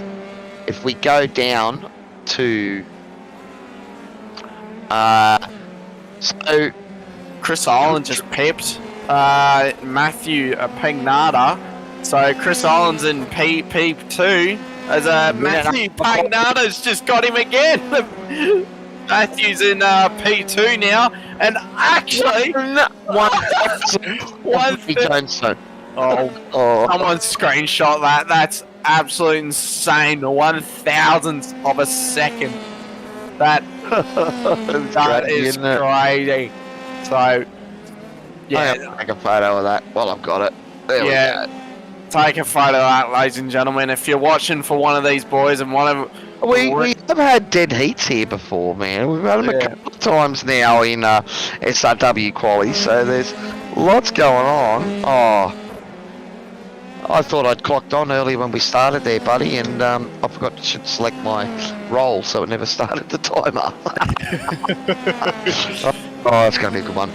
Oh, well, but we are inside the last 30 seconds. Remember that once it hits 15 minutes, that is going to end quali. So who have we got near the end of the sector here that might get a chance to put another time in? Who's that? That is Martin Lofthouse, who goes across the line with a 12.4. Adrian already. Looks like is he going to get close? Troy Dooley, we've only got 5 seconds left. This is probably going to be the last car to set a time. Adrian Loretti, has he managed to improve his time? No, with a 12.1. And that is quali over, so... Wow, look at that, buddy. Oh my, Chris Island's got him. Got him. Chris Island got Matty Jones. So how's that? Machine, last round's P2 behind Matty Jones. Yeah. This week, he's pipped him by 4 hundredths of a second. Yeah. 49 500s he's got him. But anyway, let's go through the field. Chris Island, Matty Jones, Matthew Pagnata, Jeffrey Thomas, Adrian Loretti, Daniel, Adam Simpson, Scott, Andrew, Dave, Dean, sorry. Yep.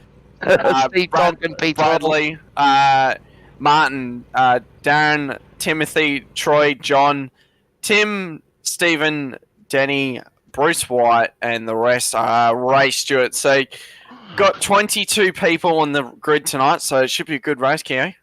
Oh, it's going to be awesome. So 23, because we've also got Thomas Sanderson there. I think he's he didn't set a lap time. Greg Barber and Tyson McAvoy, our race controllers tonight. But some great representation there. The Centered Sim Sports boys, Chris Island throwing the first shots tonight with a pole over Matty Jones. And we do know that those boys, it's getting hot up the front, and they all take it to Matty. And it's great to see. Matty's giving him every tool he can to give him a chance to, because he wants those battles as well, buddy. Yep. He doesn't want to run away with this. He wants these guys fighting. Well, this is our sprint round tonight here at SRW TV. Race number 1, our 20-minute sprint race. Remember, there will be a reverse grid 40-minute race after this reverse top 10. So these boys are playing for keeps as the lights come on and we get ready to kick off round 2 of the F3 SRW series, season 4 here, all Aussie tracks at Winton. So Chris Island and Matty Jones up to the first corner. Island's going to get the pass on him. The huge crash in the back there as my mic cuts out again, but Scotty Martin up the inside. So there was Adam Simpson involved in that. He's tumbling down the order. Nada called up in that as well. So he's tumbled down the order as well. Matthew Pagnata was in that too. Adrian Loretti caught up in it. Jeff Thomas caught up in it. David Gallo caught up in it. That is crazy. So safety car has been called in. So Martin was off the track. Start and see what's happened here. So Martin Lofthouse has just gone. He's got a shimmy. Well, no, but he's gone off and he hasn't caused anything. Oh, So let's go back and have a look at that. Adrian already caught up in that. All right, here we go. So what's happened here? I think Pagnata might have went. Oh, no. Who's that? Jeff Thomas. Jeff Thomas has just come back in, made contact with Matthew Pignata, who's done a tow as well. Matthew, no, he's still there. That's good. But that car is broken. So, wow. What a start. I mean, for P3 back, that's just unfortunate. You just get caught up in that. You Yeah, see look at one that. in there again, Bobby. Oh, Adam Simpson was caught in it too, one of the fishy cars. Yeah, what? oh no. Locked together too, so that's no good. But Chris Island Oh, look at that still in the carbon lead. now. Chris Island's still in the lead from Matty Jones. Well, So- it's safety car now, isn't it? So, Yeah. all right. So, well, again, as we said before, an early safety car. If you do get involved in those early incidents, a safety car is your get out of jail free with that fast repair. So that will bring those fast guys back into the picture. Now, as we said, this is our sprint round. So those guys at the back there, they'll be trying to get inside the top 10 so that they'll get a front row start for race number 2. So it means, Connor, we're going to have to keep an eye on the action all the way up and down the field because Yeah. it is going to be frantic at the front, at the back, and the safety car. They're going a little wide. So we just say the safety car. Who's actually in that car? Let's embarrass him. Greg Barber, as the nickname has become. Barbara's in the dirt. Getting a bit dirty. Old, No, safety car just showing where the edge of the track is there, and then yeah, just some. So our promo department safety car out. Thanks to the promo department for the safety car. Good all looking right. car. Well, so I think a few of these guys are all Chris taking Island in. advantage. Chris Island's in. Well, that is interesting. So has he got a little bit of damage there? I don't think so. Is it just a fuel stop? Hang on. Well, you wouldn't need fuel in this short race, so I'm wondering what's going on here for Chris Island. Look, that front wing there is a bit banged up, buddy. Yeah, so So there's been contact there contact. somewhere. yeah. Oh, See, he's got to put fuel. He's putting fuel in, so we've got to turn it off. Oh no. Oh no, so that's Chris Island. So he's Oh, and has he just damaged the wing again? Has he forgot to turn his fast repair on? here's our DSL Welding Services. Oh, he's gone wide, Oh right. So he's came back on the track. but that would have been before the safety car. car's already been called there. Oh, maybe that's not damage, but yeah. So Matty's let him back through because that's happened after the So, safety car has already been Can we called. reverse it and why Ireland went off the track in the first place? You've dealt with the spam on there, reported that, Toddy. Yep, well done, buddy. Alright, so he's just gone wide there. What are we winding up to have a look at to see what's...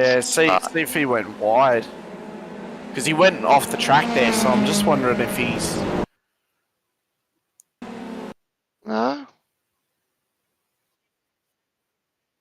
Maybe there's not. Maybe that wing isn't damaged, it's just the bend of it. So, It'd be weird. so we'll have to go live here because the promo department's in the box now. So Let's go back with the cars on track. Matty Jones is leading the field.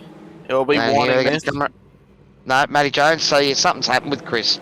Perhaps he's had to pull over. Real world getting involved. We don't know Matty what Jones to is gone. He's gone. He's not hanging around. He went from the start at the end of the last corner. So who's actually behind him? As I Daniel Burns there in P2, Scott Barton in P3, Stephen Tonkin up into P4. Up the inside of Scott. Scott Barton. Oh. Barton was up the inside there. He had a look, had a sniff. Hey, he wants it. He started 8th, so he's made up 5 positions. He's going to look up the inside. No, he doesn't get the move done. He's greedy. He wants it. We're only like... we're not even inside. Oh, he's up the inside. Had a lockout. But he's done that well. He made it, but that was close. That was really close. Oh, it could have been disaster, but he's done well and retained control of the car. And we all know that, look, a little bit of contact is not going to hurt these cars, but it's all about control.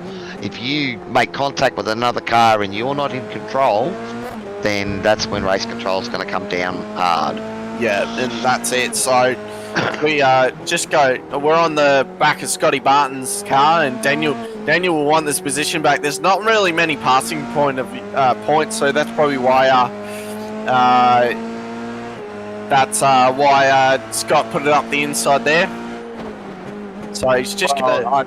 It's a tight little track, as Dick Johnson referred to it as running a marathon around your clothesline, we see on these smaller tracks like Oran Park last week for the V8s and the TCRs, it's all about creating that bit of pressure, trying to get your opponent to get offline or brake a bit early or go to cover you, and that compromises his exit. Always huge lockup from Scotty as Daniel trying to put the pressure back on. Matty Jones is just be hoping these guys keep battling as he starts to check out. 2.1 seconds clear now, and we are on lap 5. This race will be time certain, about 7.5 minutes into it now, so I don't know, we may get the 18 laps. It'll be close. Yeah, I don't think they'll make those laps. So he's just Matty Jones is pulling out. So as we see Brad on screen here now, one of the JWM machines, JWME Motorsports running currently at P5. Bradley Troy Durley there in P6. Troy is currently up 11 positions. Thomas Sanderson behind him is up 16 positions. That's huge. That is huge. Tim Betts belt behind them. Sorry, Betts. He's up 11. Timothy Schmalenberg up 7. And up in front, Steve Tonkin up 8. Scott Bargen up 6. Bruce White running in 13th at the moment. He's up 9 positions. So Bruce having a great start. And Danny Matesick up 6 positions. So there's a few movers. Yeah, Jeff Thomas just got black flagged by the race stewards. He won't be happy with that. Heaps of lockups through that hairpin there. I've just been noticing. Boys are pushing hard and pushing. Well, as you said, mate, that's what you got to do in these things, or you don't have any grip. Yeah, and that's it. And I've always been saying that since day dot. It's just you need to push as hard as you can. You go back to Daniel on with Scotty Barton. Daniel was actually pulling him back in.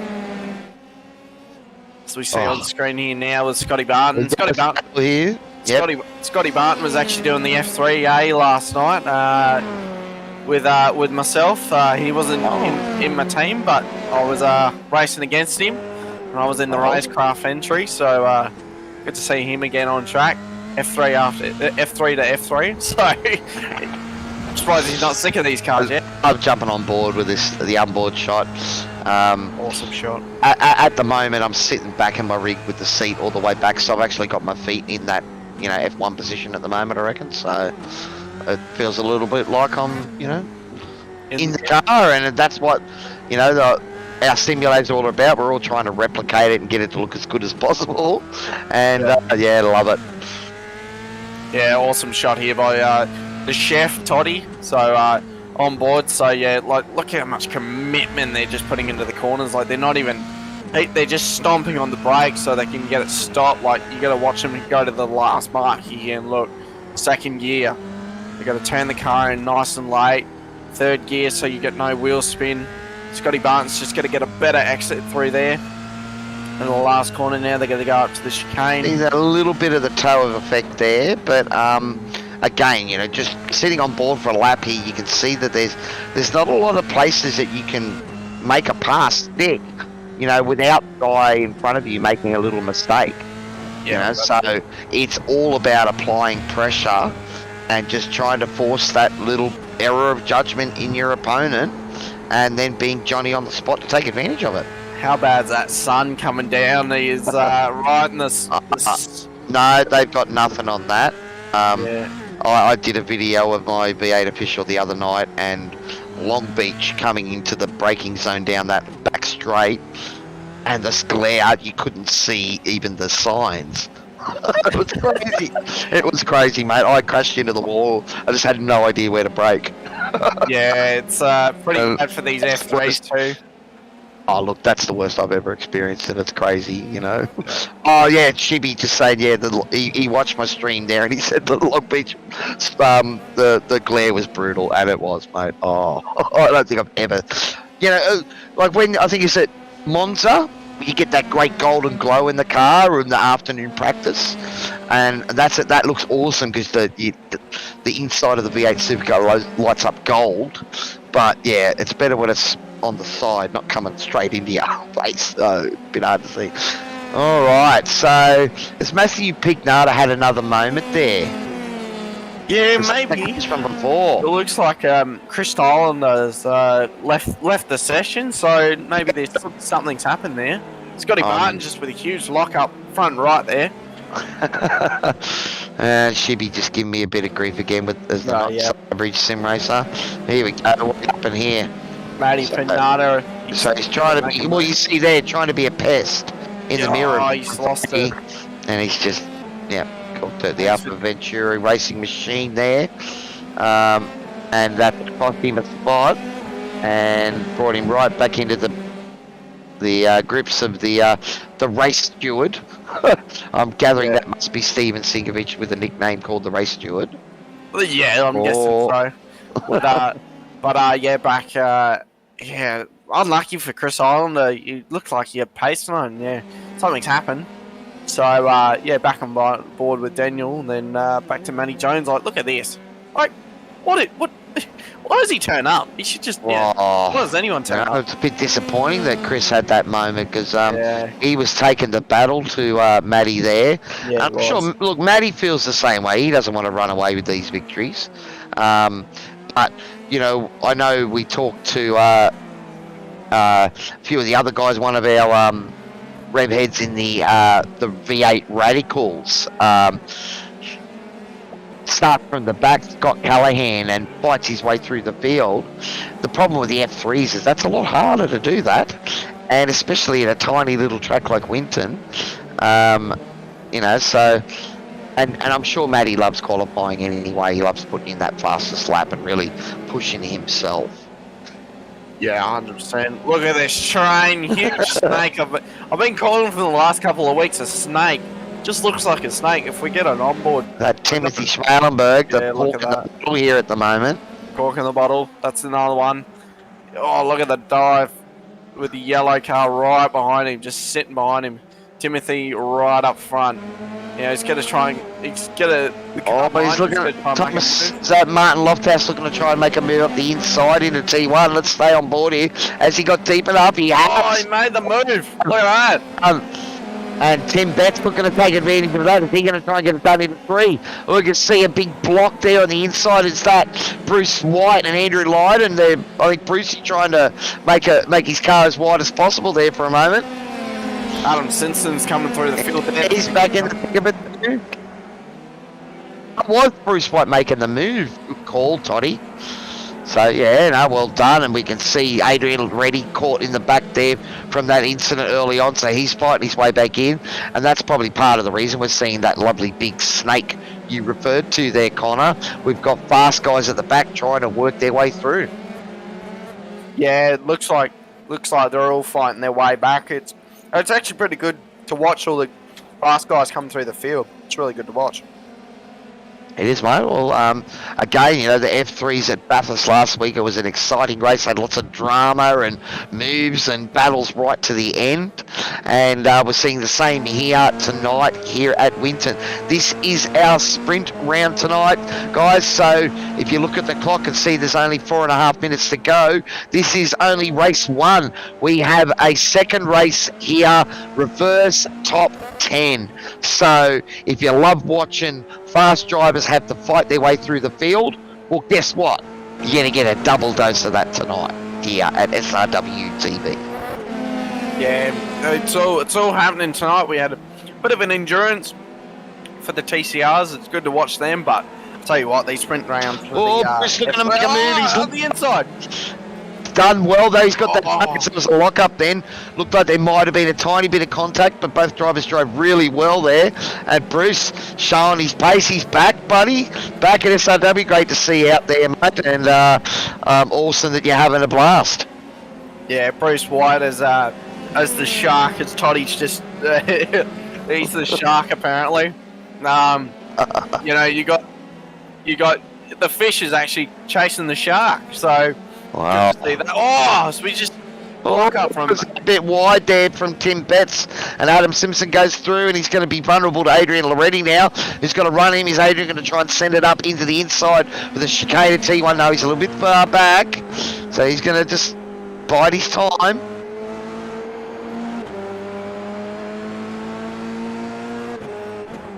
Oh no, something's happened to Jeff Thomas. Here we go. So Tim what's happening? Betts. Tim Betts. Oh, this was the move. That's where he just went right. That's just where he ran wide.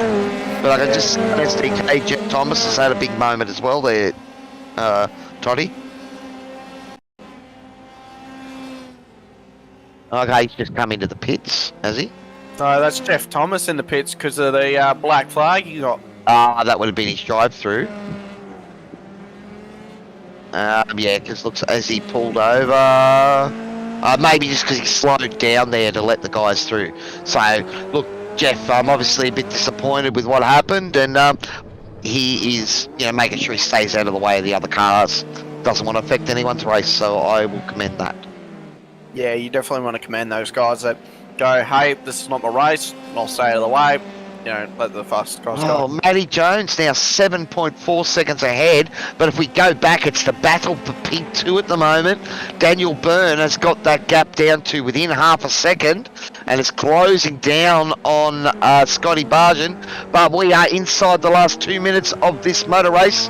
Maybe 2 more laps, maybe a third, but it's been action aplenty, and it's still coming.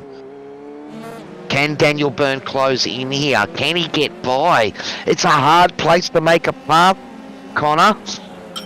But Yeah, man. we've seen you've got to send it. Bruce White sent it a couple of times. We've seen a few sends. Unfortunately, lost Chris in the Send It Sim Sports machine. So we could have sent a Send It. Sim Sports was sending it.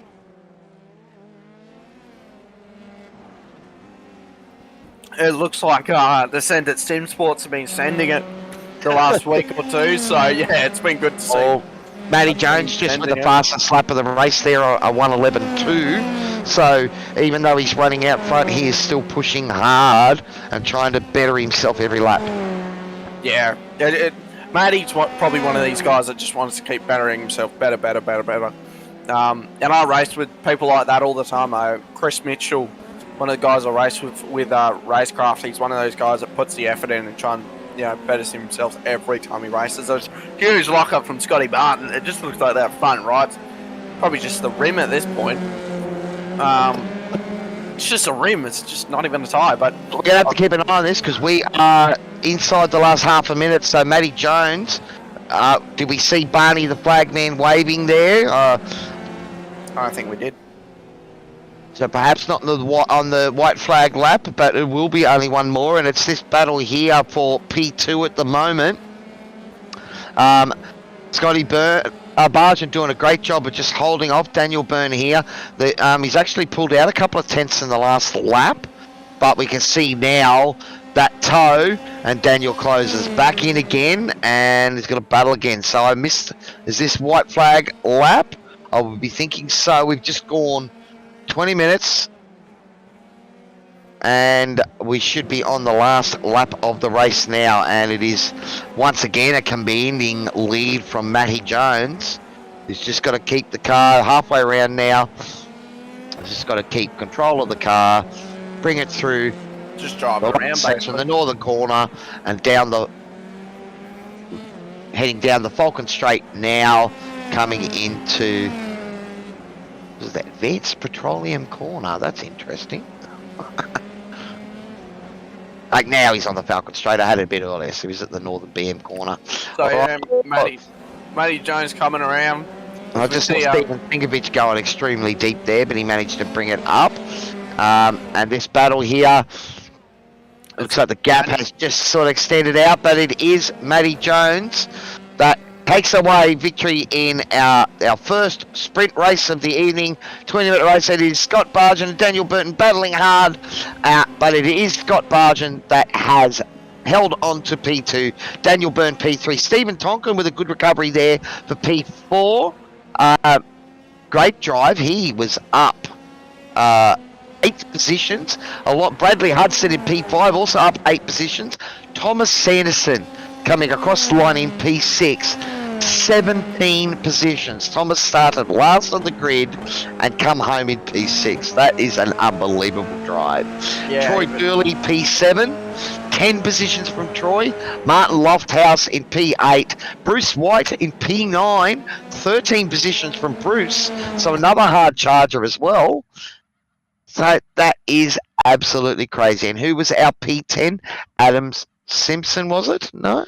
I think it would have been... Hang on, I'll just pull it up now. It's showing the Heat 2 results there, buddy. It is... One if we can. Timothy Schmalenberg will be on the front row. There it is there. So... Tim Betts for JWM Esports P11. Adrian Loretti, they're recovering from that spin or that contact on lap 1. Andrew Lydon, the other Kittens Racing 2 machine. Adam Simpson was running a bit higher and had a moment of his own there in 14th. Danny Matesick in 15th. John King 16th. Darren Fahey 17th. Stephen Sinkovich, Matthew Pignata, and Dean Sinkovich running out the top 20, and all of those 3 guys a lap down.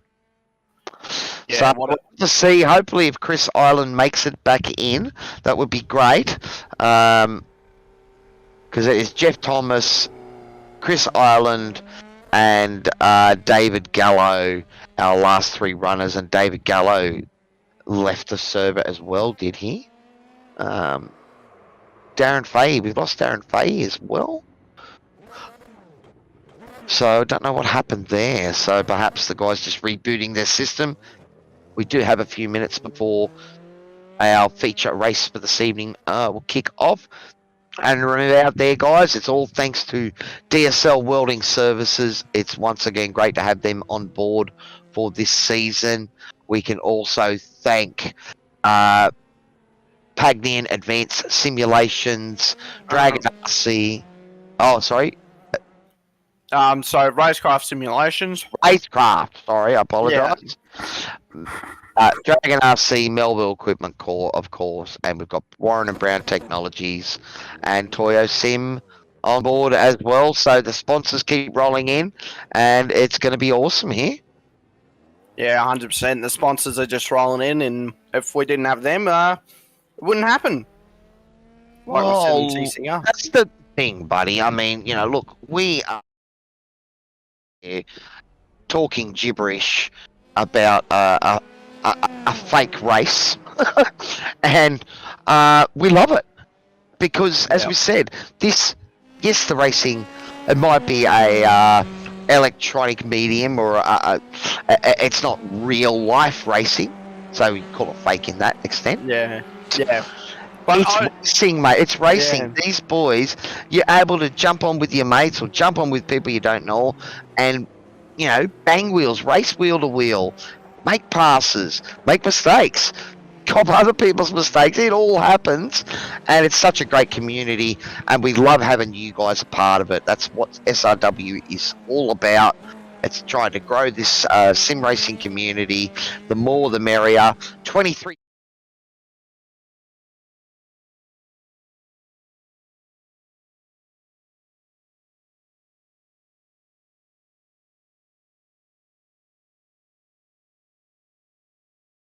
It's real though. Like, I've heard so many people that do racing and they use this as a tool, but it's just like, when you think about it, it's a genuine sport. Like, people come, you know, they either do Monday to Friday, and it's a sport for them. And I think it's one of the best things that have came out since sliced bread. It's You know, you can come home and go, right, I want to race for an hour, get off, and you're not thinking about oil, tyres, fuel, you know, all your general stuff and going, you know, I need to go and do that, you know. I think it's more the fact that when you put the car into the wall, it doesn't hurt.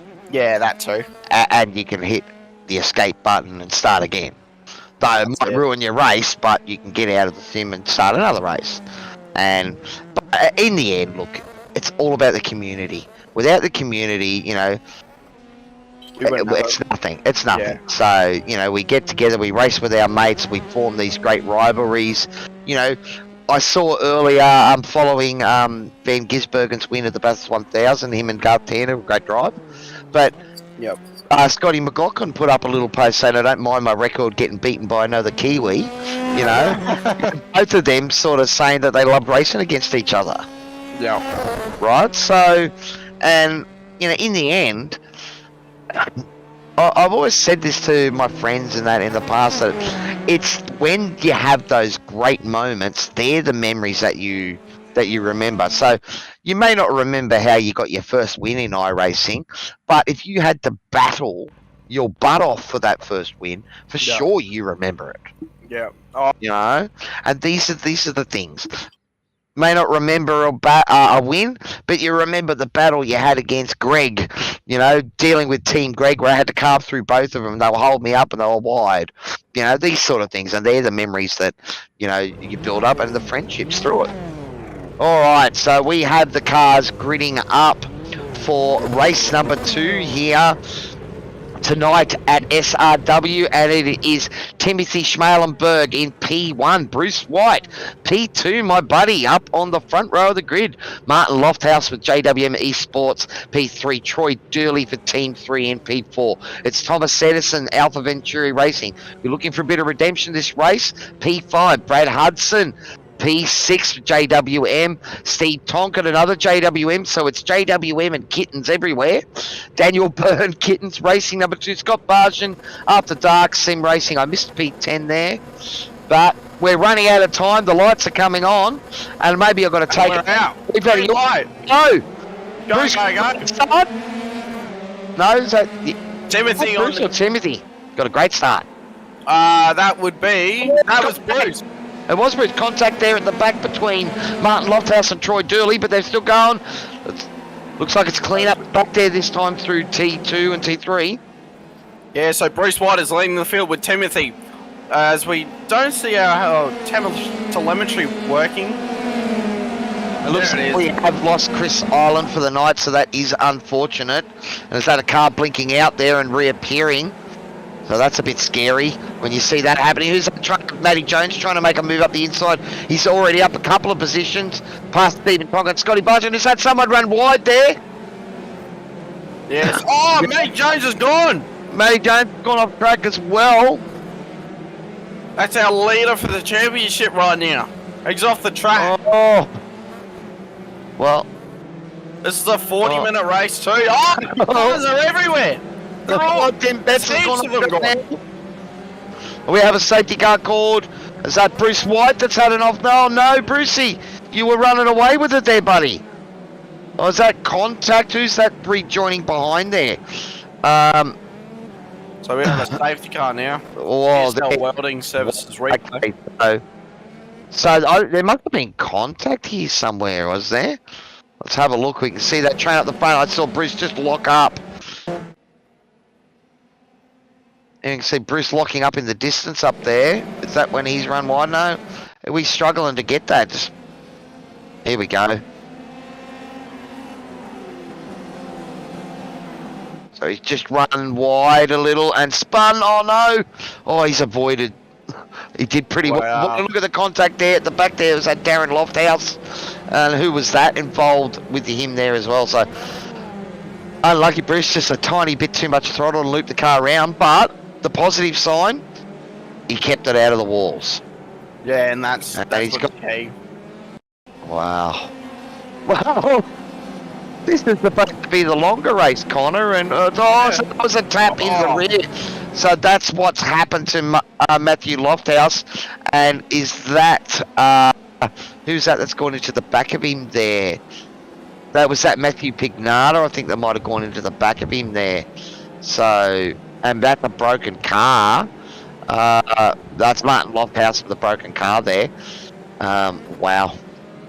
Yeah, Once we get to- wow's the word. That's for sure. Wow's the word. But as we just see Bruce White just go off, like he had that, and yeah, he's just Just a lost it. tiny bit too much throttle, mate. And Yeah. again, we've seen it time and time again. It takes 2 or 3 laps for these tyres to come up to temp. And yeah, I mean, you're leading the race, so you got to push fairly hard. But obviously, Martin's in. Brucey found that limit. So, well, Troy Dooley finds himself at the front of the field. Bradley Hudson has had a great first race, fighting his way through the field, and now running P2. Daniel Byrne, Adrian Loretti, they're those guys that again have been able to recover from the contact in race 1 and now find themselves near the pointy end of the field. Adam Simpson, the Fishy Motorsports machine, running P5. Andrew Lydon, that's a good recovery. John King? John is up 9 positions at the moment, this early in the race. Steven Sinkovich up 10. Danny Matesick up 6 positions. Jeff Thomas in 10th, up 11 positions. So there were cars going left, right and centre, flying off, spinning around, doing little pirouettes, deciding to mow the lawns. It was all happening there. And it's thanks to our great sponsors, DSL Welding Services, Race Car Simulations, Melville Equipment Corps, Dragon RC, Warren and Brown Technologies, Toyo Sim, and the promo department safety car out on track. Has the safety car gone off track like it did earlier? No, it didn't. So well done to Barbara for not taking it off. You keeping it on the track this time? We see Timothy Schmalenberg here trying to get back onto the back of the train. We better go to the front there because it sounds like these guys might be getting ready to go. Yeah, Keep an eye on the safety car. Is he gapping? No, they must be staying out. Well, it's going to be interesting. I wonder if we are going to require a pit stop from these guys. I don't believe there is any fuel limit in the car, but we are on the iRacing high downforce setup. So those setups are generally limited to 40 litres. So that's probably not enough to get home. Scotty Barton's pitted in, so I wonder if he's got a bit extra in the tank, so when they do all their pit stops, Scotty might have a bit of a chance here. Well, look, it's interesting, Rob, but we are about 5.5 minutes into our 40-minute race.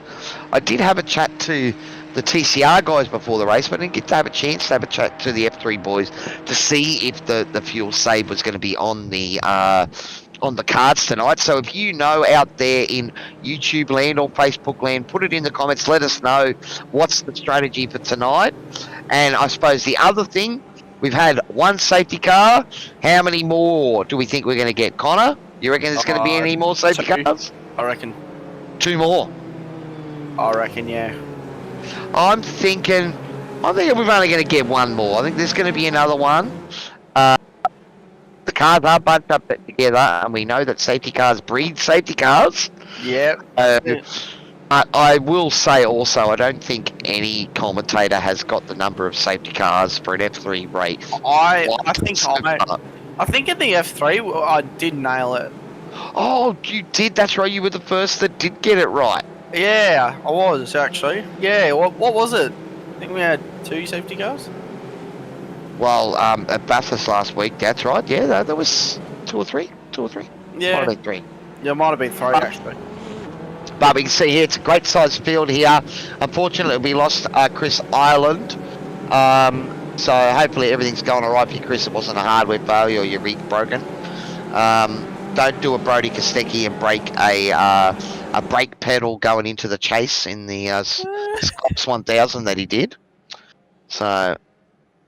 I don't know how you do that, but yeah, it is in control of the leader, and Troy Dooley, he's gone. I think he might actually gone before the corner there, and Bradley Hudson read that well, and is right on his tail. Probably not close enough to make a move, but no, just sliding in nicely. Daniel Byrne, Adrian leading the 2 Kittens machines. They'll be trying to work together, even though they are technically different teams for the team racing here. They are all a big box of pussycats, aren't they? Yeah. And who's that going wide there? Is that Danny Matesick that is caught on the White up the inside. And a few cars going around in Bruce White there making a move, so that brings Bruce back to P11. He'll be ruining that mistake, running away with things there. But Danny is a bit of a cork in the bottle at the moment. Yeah, a few of the boys sort of looking to try and pressure him here. Matty Jones behind here, Thomas Sanderson. These boys, we do know, can run up the front of the field, and they're caught in the middle. But it is a long race. We have 36 laps scheduled if we can make it that far. It's 32 minutes left of this race. And who's that? Someone's off. Who's that? That is Stephen Sinkovich has run wide. Stephen was running in P6 there, and he's just run a bit wide back to the back. Oh no, Steve. Come on, buddy. Gotta get more airtime. Gotta get more airtime for that SRW machine. We don't just need to see spins. We want to see some racing, buddy. So we got Brad right behind Troy. He's going to try and catch him here. And like we said with the two kitten cars, but I reckon the kitten cars have got a bit of a pace here, so they might go, right, let's just get around Brad. Yep, they're going to work together. They'll work together. Adrian Larrity, team boss. He's brand new pedals. Oh, so he's had them a while now, so can't call him new anymore.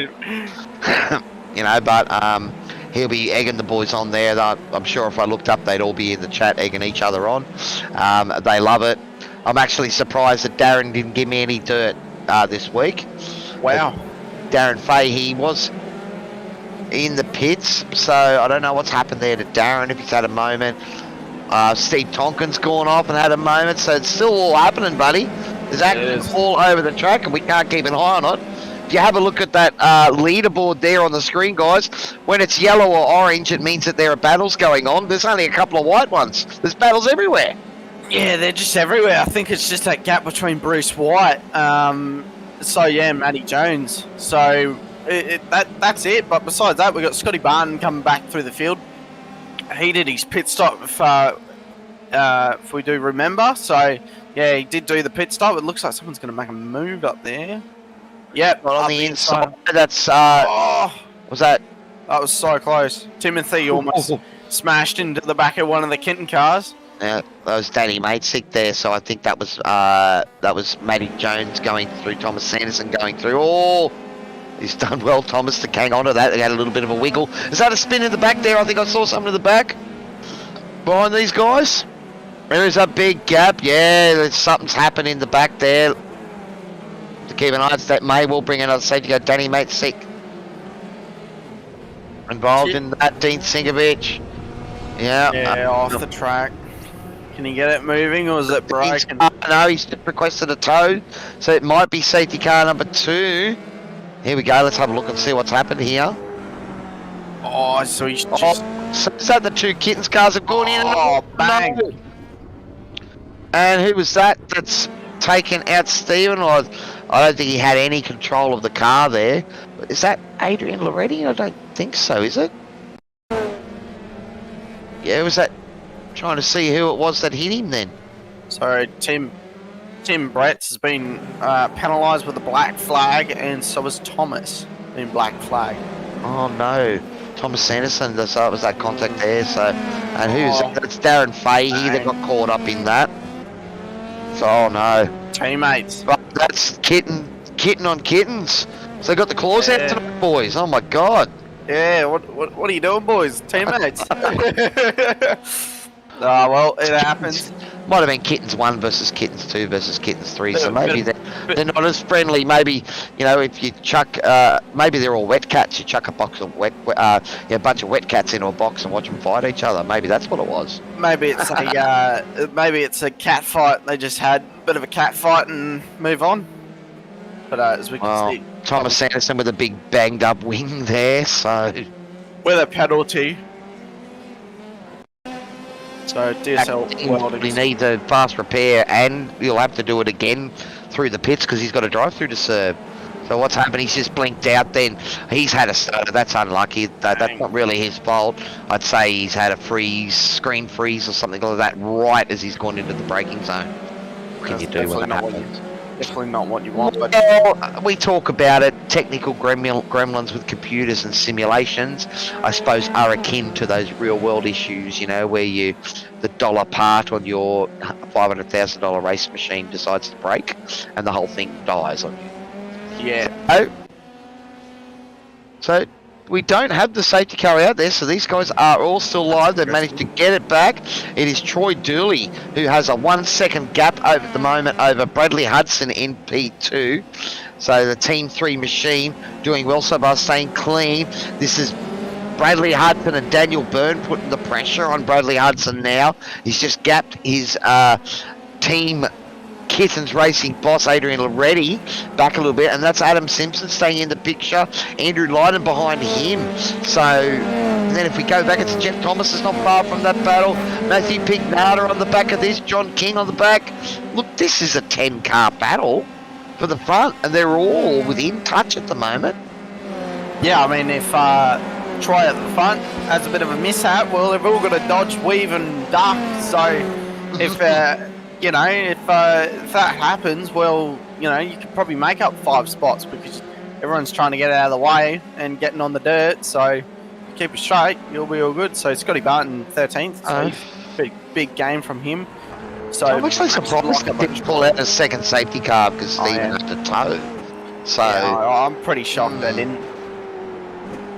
well, we are still running. That means that I'm still in the running, maybe for our little local bet going on here. Yeah. But guys, make sure you tell us out there in Facebook and YouTube land how many safety cars do you think we're going to have tonight? Oh, someone's off. One One of the SRW. Steven Sinkovich has had a little excursion. Maybe he's put some mower blades on the bottom of that F3.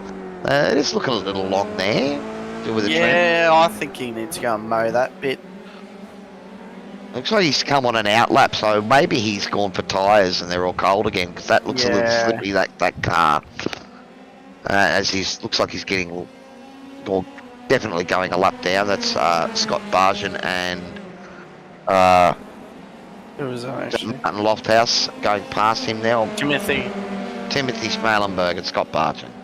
So these boys finding themselves battling for P12 and P13 at the moment. Matty Jones hard on the back of Bruce White. Oh, Bruce with a little jiggle there. He did well to hang on to that. Oh, Matty Jones!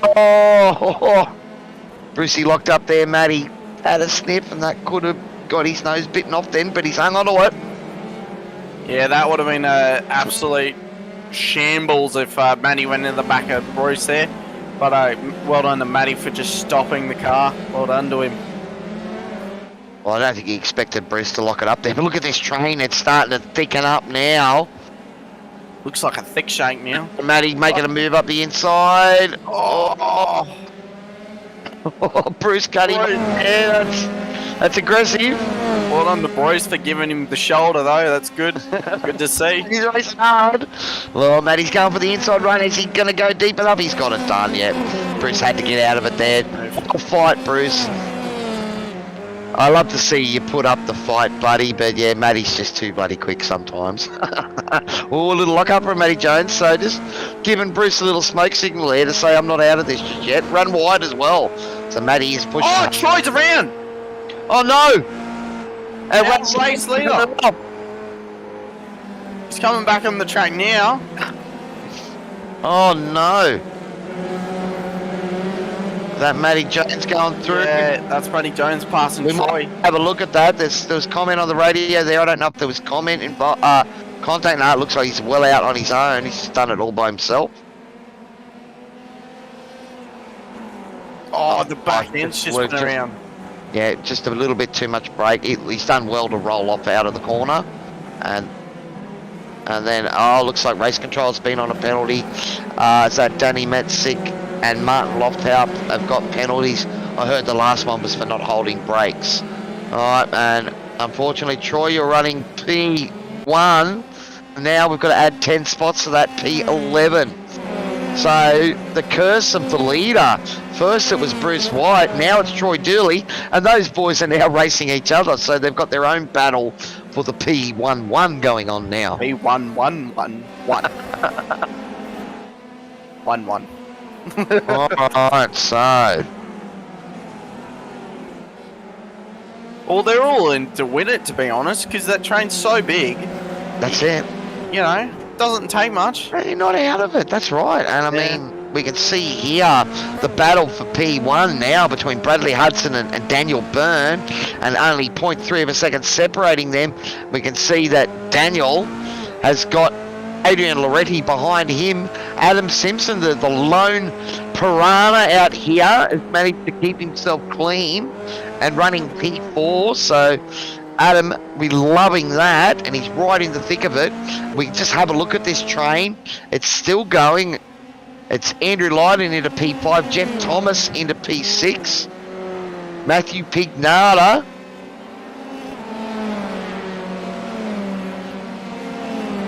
Okay, looks like someone has tried to serve a penalty and pit at the same time. Again, race control just reminding him, you're going to have to do another trip through the pit lane, unfortunately. All right, but let's keep an eye out here. Matty Jones charging hard now, running P9. It's all about the recovery drive for him, and he's trying to fight his way through the pack. There's still plenty of time left in this race.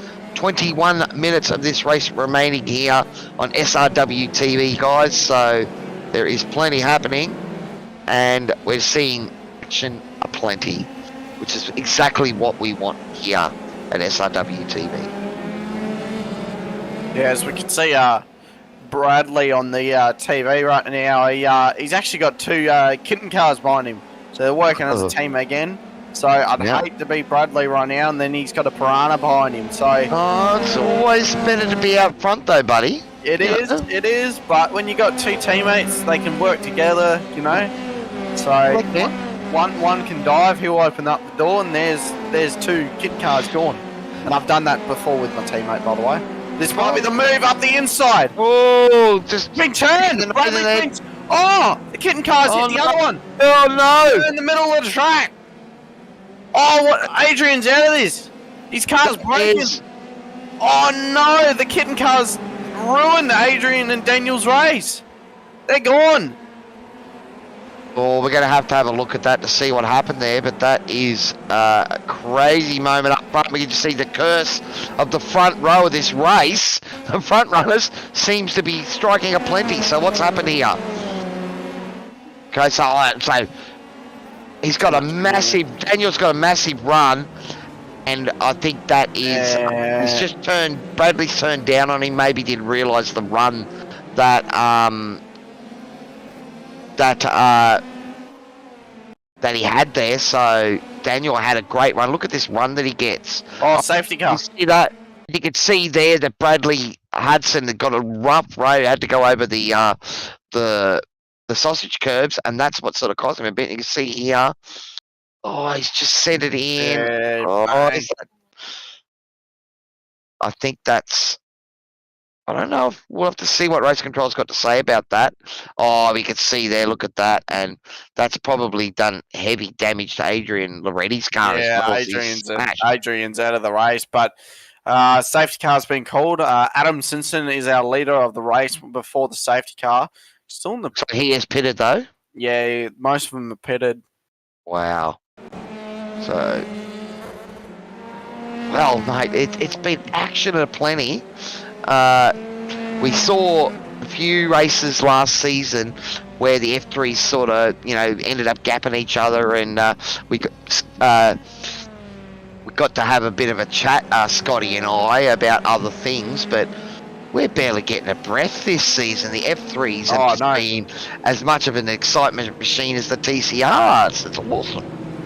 Yeah, I mean, you go through the field of what we race at SRW, and you heard Scotty on Sunday night. He didn't get a breath in. He didn't even let me. Killed his voice. Yeah, killed his voice. Yeah, seriously, that's what happened. He killed his voice. So, yeah, it's good to see the F3s just putting on a great show. Same as the TCRs Wednesday nights. Yeah, an action-packed day. The rest of them are, I think, all got action in them. Friday and Sunday night. NASCAR trucks Monday night, dirt oval sprint cars Tuesday nights. It's TCRs and F3s Wednesday nights. It's Radicals and 992 Porsches Thursday night. It's GT3s Friday night. Saturday night, we give you all of the rest. So we can go out and party on a Saturday night. Or do your real world racing. Yeah, And then Sunday, you got to come back and jump in the B8s for the massive field. There were 45 cars registered. Yeah. I think we had 42 at Oran Park last Sunday. Unfortunately, it looks like I'm probably going to miss out on this Sunday's race here at Winton. Oh no, Phillip Island, sorry, we're at. I've got a gig, mate. I don't finish the gig till 6 o'clock, so I'm probably not going to make it home to start. These things happen. I won't have to commentate you spinning off, mate. You see my fucking car this week. But as we, I think Adam had a bit of an incident with the pit stop because he was. Really... I think he pitted. I think there's still a few guys out there that decided not to pit. So John King hasn't pitted, Bruce White hasn't pitted, Bradley Hudson hasn't pitted, Troy Dooley hasn't pitted. So we may well find that these few laps under the safety car start to bring that window down where you can do it without a stop. Yeah, but the thing is, it's a free pit stop under a safety car. So I don't know why they haven't done it, because then... Because you can make it to the end and not lose track position. Yeah, well, that's another 15 Yeah, we're not knowing those fuel numbers, Connor, so, we don't know how close it was, where, that... I mean, if you only need to put 10 litres in the car to get it home for the 40-minute race... Yeah, well, true. And... you do 5 laps under the safety car, and that's your 10 laps probably used up, So, it'll be interesting, man. It may well be a gamble strategy, and we might see a few of these cars spluttering near the end. We'll have to pit at the end. So, I love it when strategy comes into play, mate. It's just another reason to shake the field right. We look at this here. This is, our 5th or 6th different leader so far in this race. Yeah, And it seems like it. Matty Jones has managed to survive a couple of hairy moments, and he's now P2. Bruce White would be pretty happy with his recovery too. P3 sitting in behind Matty here. Bruce hasn't pitted though, so it'd be interesting to see if he's done the fuel numbers. Being 15 minutes left of this race, you'd think that anyone was going to pit, they would have done so by now, wouldn't you? Yeah, and here it looks like it's another lap under the safety car. So that's going to bring it even closer. So, I think this is going to be a sprint all the way home. I don't know. Can you save a lot of fuel in these cars? Not really, to be honest. They're more like a LMP2 when you put your clutch in there. There's just like, nope. You really can't save fuel in these things. You either go to the end with 100% or 0%. Right. Well, we shall see, because we do have a battle on ahead. We are inside the last 15 minutes of our feature race here for the F3s here at SRW TV. We had a banger of a race with the TCRs and a banger of a sprint race for the first one in the F3s. And now, 15 minutes left, and the cars are still all bunched together. 2 safety cars, so I'll cross my fingers and we'll see if we can get to the end without another safety car, and I'll claim it tonight. But you reckon one more? One more. Oh, we'll see how good you can call it this week, Connor. But this will be the lap that the safety car is going in, so we can see these guys just all trying to make sure they catch right up and get on the back, bunch up. You don't want to give away track distance if you can avoid it. It is hard though sometimes, when you've got guys checking up and not behind the safety car. If you're 1 lap short though, that's going to kill your race. Yeah, so you'd rather be safe. Maybe there's been people trying to save and eke it out. Yeah, maybe. Alright. Because we're on board with John King. He's going to go. Yeah, John's gone. There he goes. Yep. So he's going to come. Jones read that pretty well, though. I don't think John did anything majorly tricky there. No. He's done well. He's done the main thing you need to do, which is get to T1. Matty Jones with immediate pressure and sweeping around the outside, just carried way more speed through that corner than John did. Bruce White is also hot on the heels of John now, but it is our Season 3 champion and round 1 winner, Matty Jones, finds himself back out in front, and John's gone a bit... right up the inside. Stuck it up the inside. Great move from Bruce White there. Awesome, sticking the car up the inside. We just saw a hint. John just went a tiny bit wide, deep under brakes, and Bruce was there to pounce. Well done, buddy. Yeah, Bruce is ready to go. He's going to go and chase down Matty Jones now. He's, coming back. Bruce is coming back strong, and it's good to see. But, can he keep with our championship leader and last season's champion winner? Oh, well. Bit of a list. Wow, look, Matty's got pace. He's already 2 seconds out in front already. So, he's got pace. Yeah. Yeah, you definitely see it with every... to be fair... Straight into 11.4s, wow. Yeah.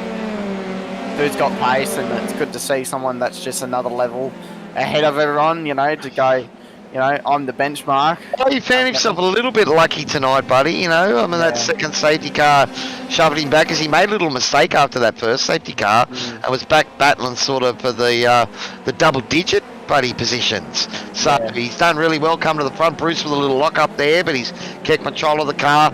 John is holding off Bradley Hudson here with a good drive, doing well.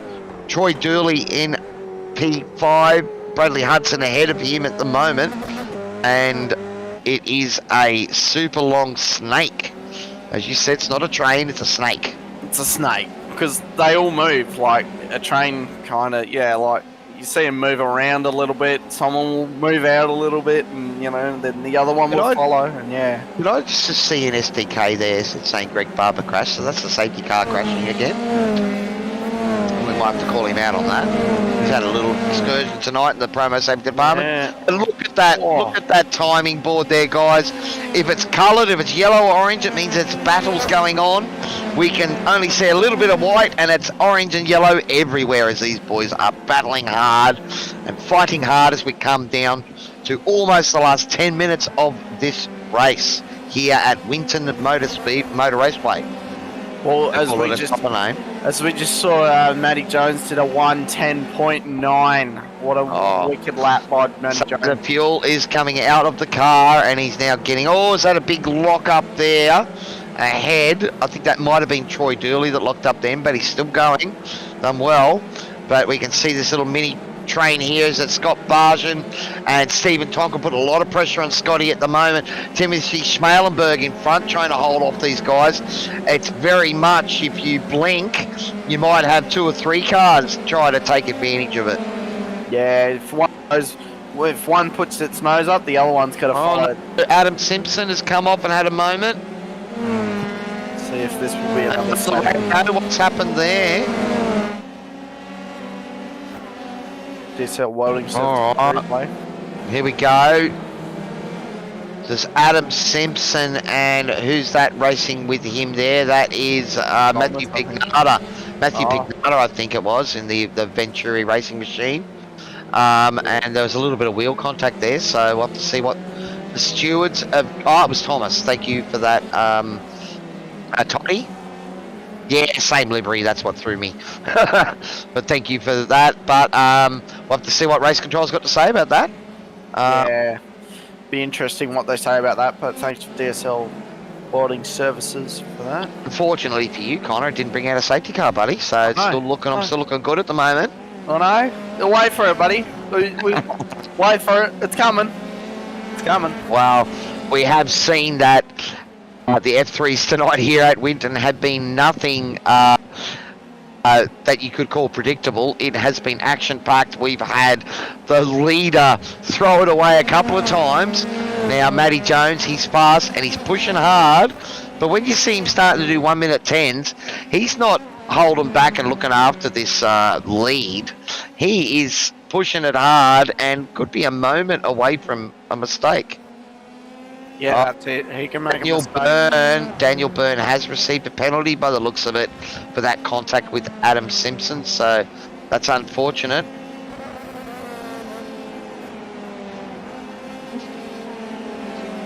Oh. Lock up from Matty Jones. He's definitely pushing. He's screaming. Bruce White doing 11.3 last lap. So Bruce, he's not giving up the fight completely. He's pushing hard. And John King is still doing well. He's holding on to that P3 at the moment. Bradley Hudson has fallen back a little bit. So John got a nice little buffer at the moment. Oh, is that a car around in the background there? Who was that? Steve Tonkin that's gone around in the background. Is that just a bit too much throttle, a bit of curb, bit of grass? Let's have a look. Just a little bit too much throttle, that's all it is. He's done well to stay out of any mess there. But unfortunately, it's cost him about 5 positions. And that is not Too much Chandel. what the doctor ordered. Yeah, too much of that loud pedal. Yeah. All right, so back up to this battle for P4 at the moment. So Bradley Hudson with that snake behind him. There's 4 cars there battling hard. And I know John King running in P3, he'd be just saying, yep, boys, keep fighting, keep fighting. Yeah, that's what he'd be thinking. All right, King so would be very keen for them to have a bit of a bingle, then go, oh, yep, that's it, bye. well, it doesn't need to be a bingle. Yeah, We've it seen doesn't. before Or even a lockup. that it's, battle, just battling with another car costs you a second. So you don't need there to be contact or bingles or anything. Just having someone putting the guy behind you under pressure means he's going to be driving a bit more defensive, and it's going to be a little bit slower, and you can just act that out. And we can see John currently has about a 3.5 second gap back to Bradley Hudson. So he'll be just egging those boys to keep the fight on behind. He's also starting to close in on Bruce White at the moment. That gap is down to 1.1 second. But Troy Dooley now putting the pressure heavily on Bradley Hudson. Right up the back, but Brad is up for it. And we can see Troy just taking it easy, line up the next spot. We can make a move. And it is very much what you've got to do racing a tight track like this. You can't try and send it every corner, Connor. You've got to pick your moments. Set it up. Yeah, that's it. You gotta set it up right, and especially at this track. It's a huge move. Oh, Troy's around. Scott's involved too. Scotty Barn. But That was he's turning Timothy. around. I think that was Timothy Schmalenberg going for a move up the inside there, and Troy's tried to take the wide line around there, and they've made contact on the inside. So he's now on the radio. Well, another one for race control to have a look at. It is all happening here tonight at SRW TV. This is our F3 feature race, and we are inside the last 5 minutes. Do you know what that means, Connor? Yeah, no safety car. No safety car. Oh, bang. Oh, no.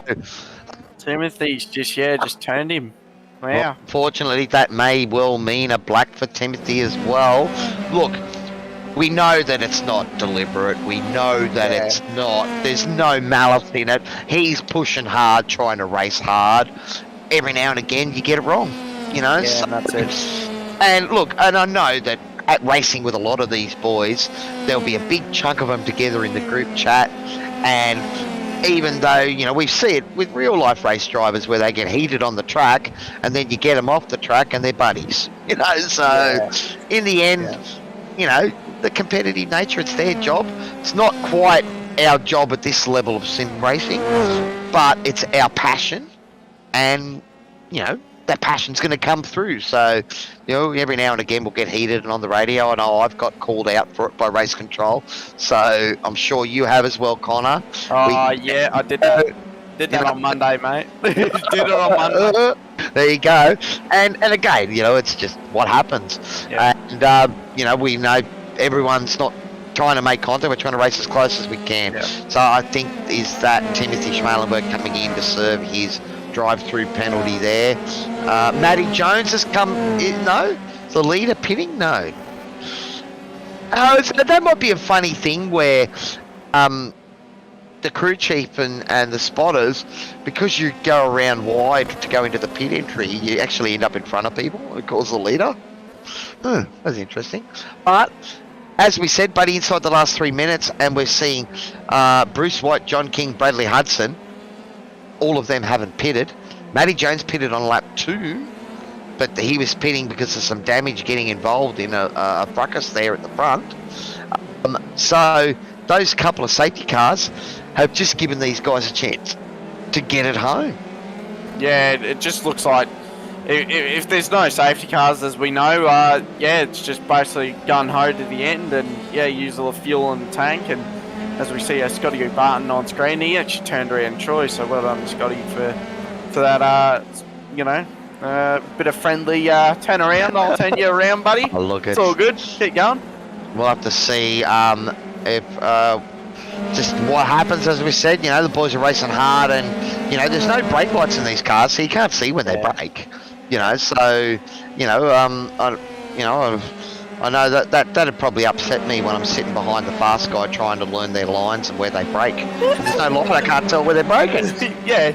But the funny thing is, these guys are, racing on Tuesday with the F3 in one of these leagues. It's the top league, and I was in the top split. And, you actually figure out you want to use the brake.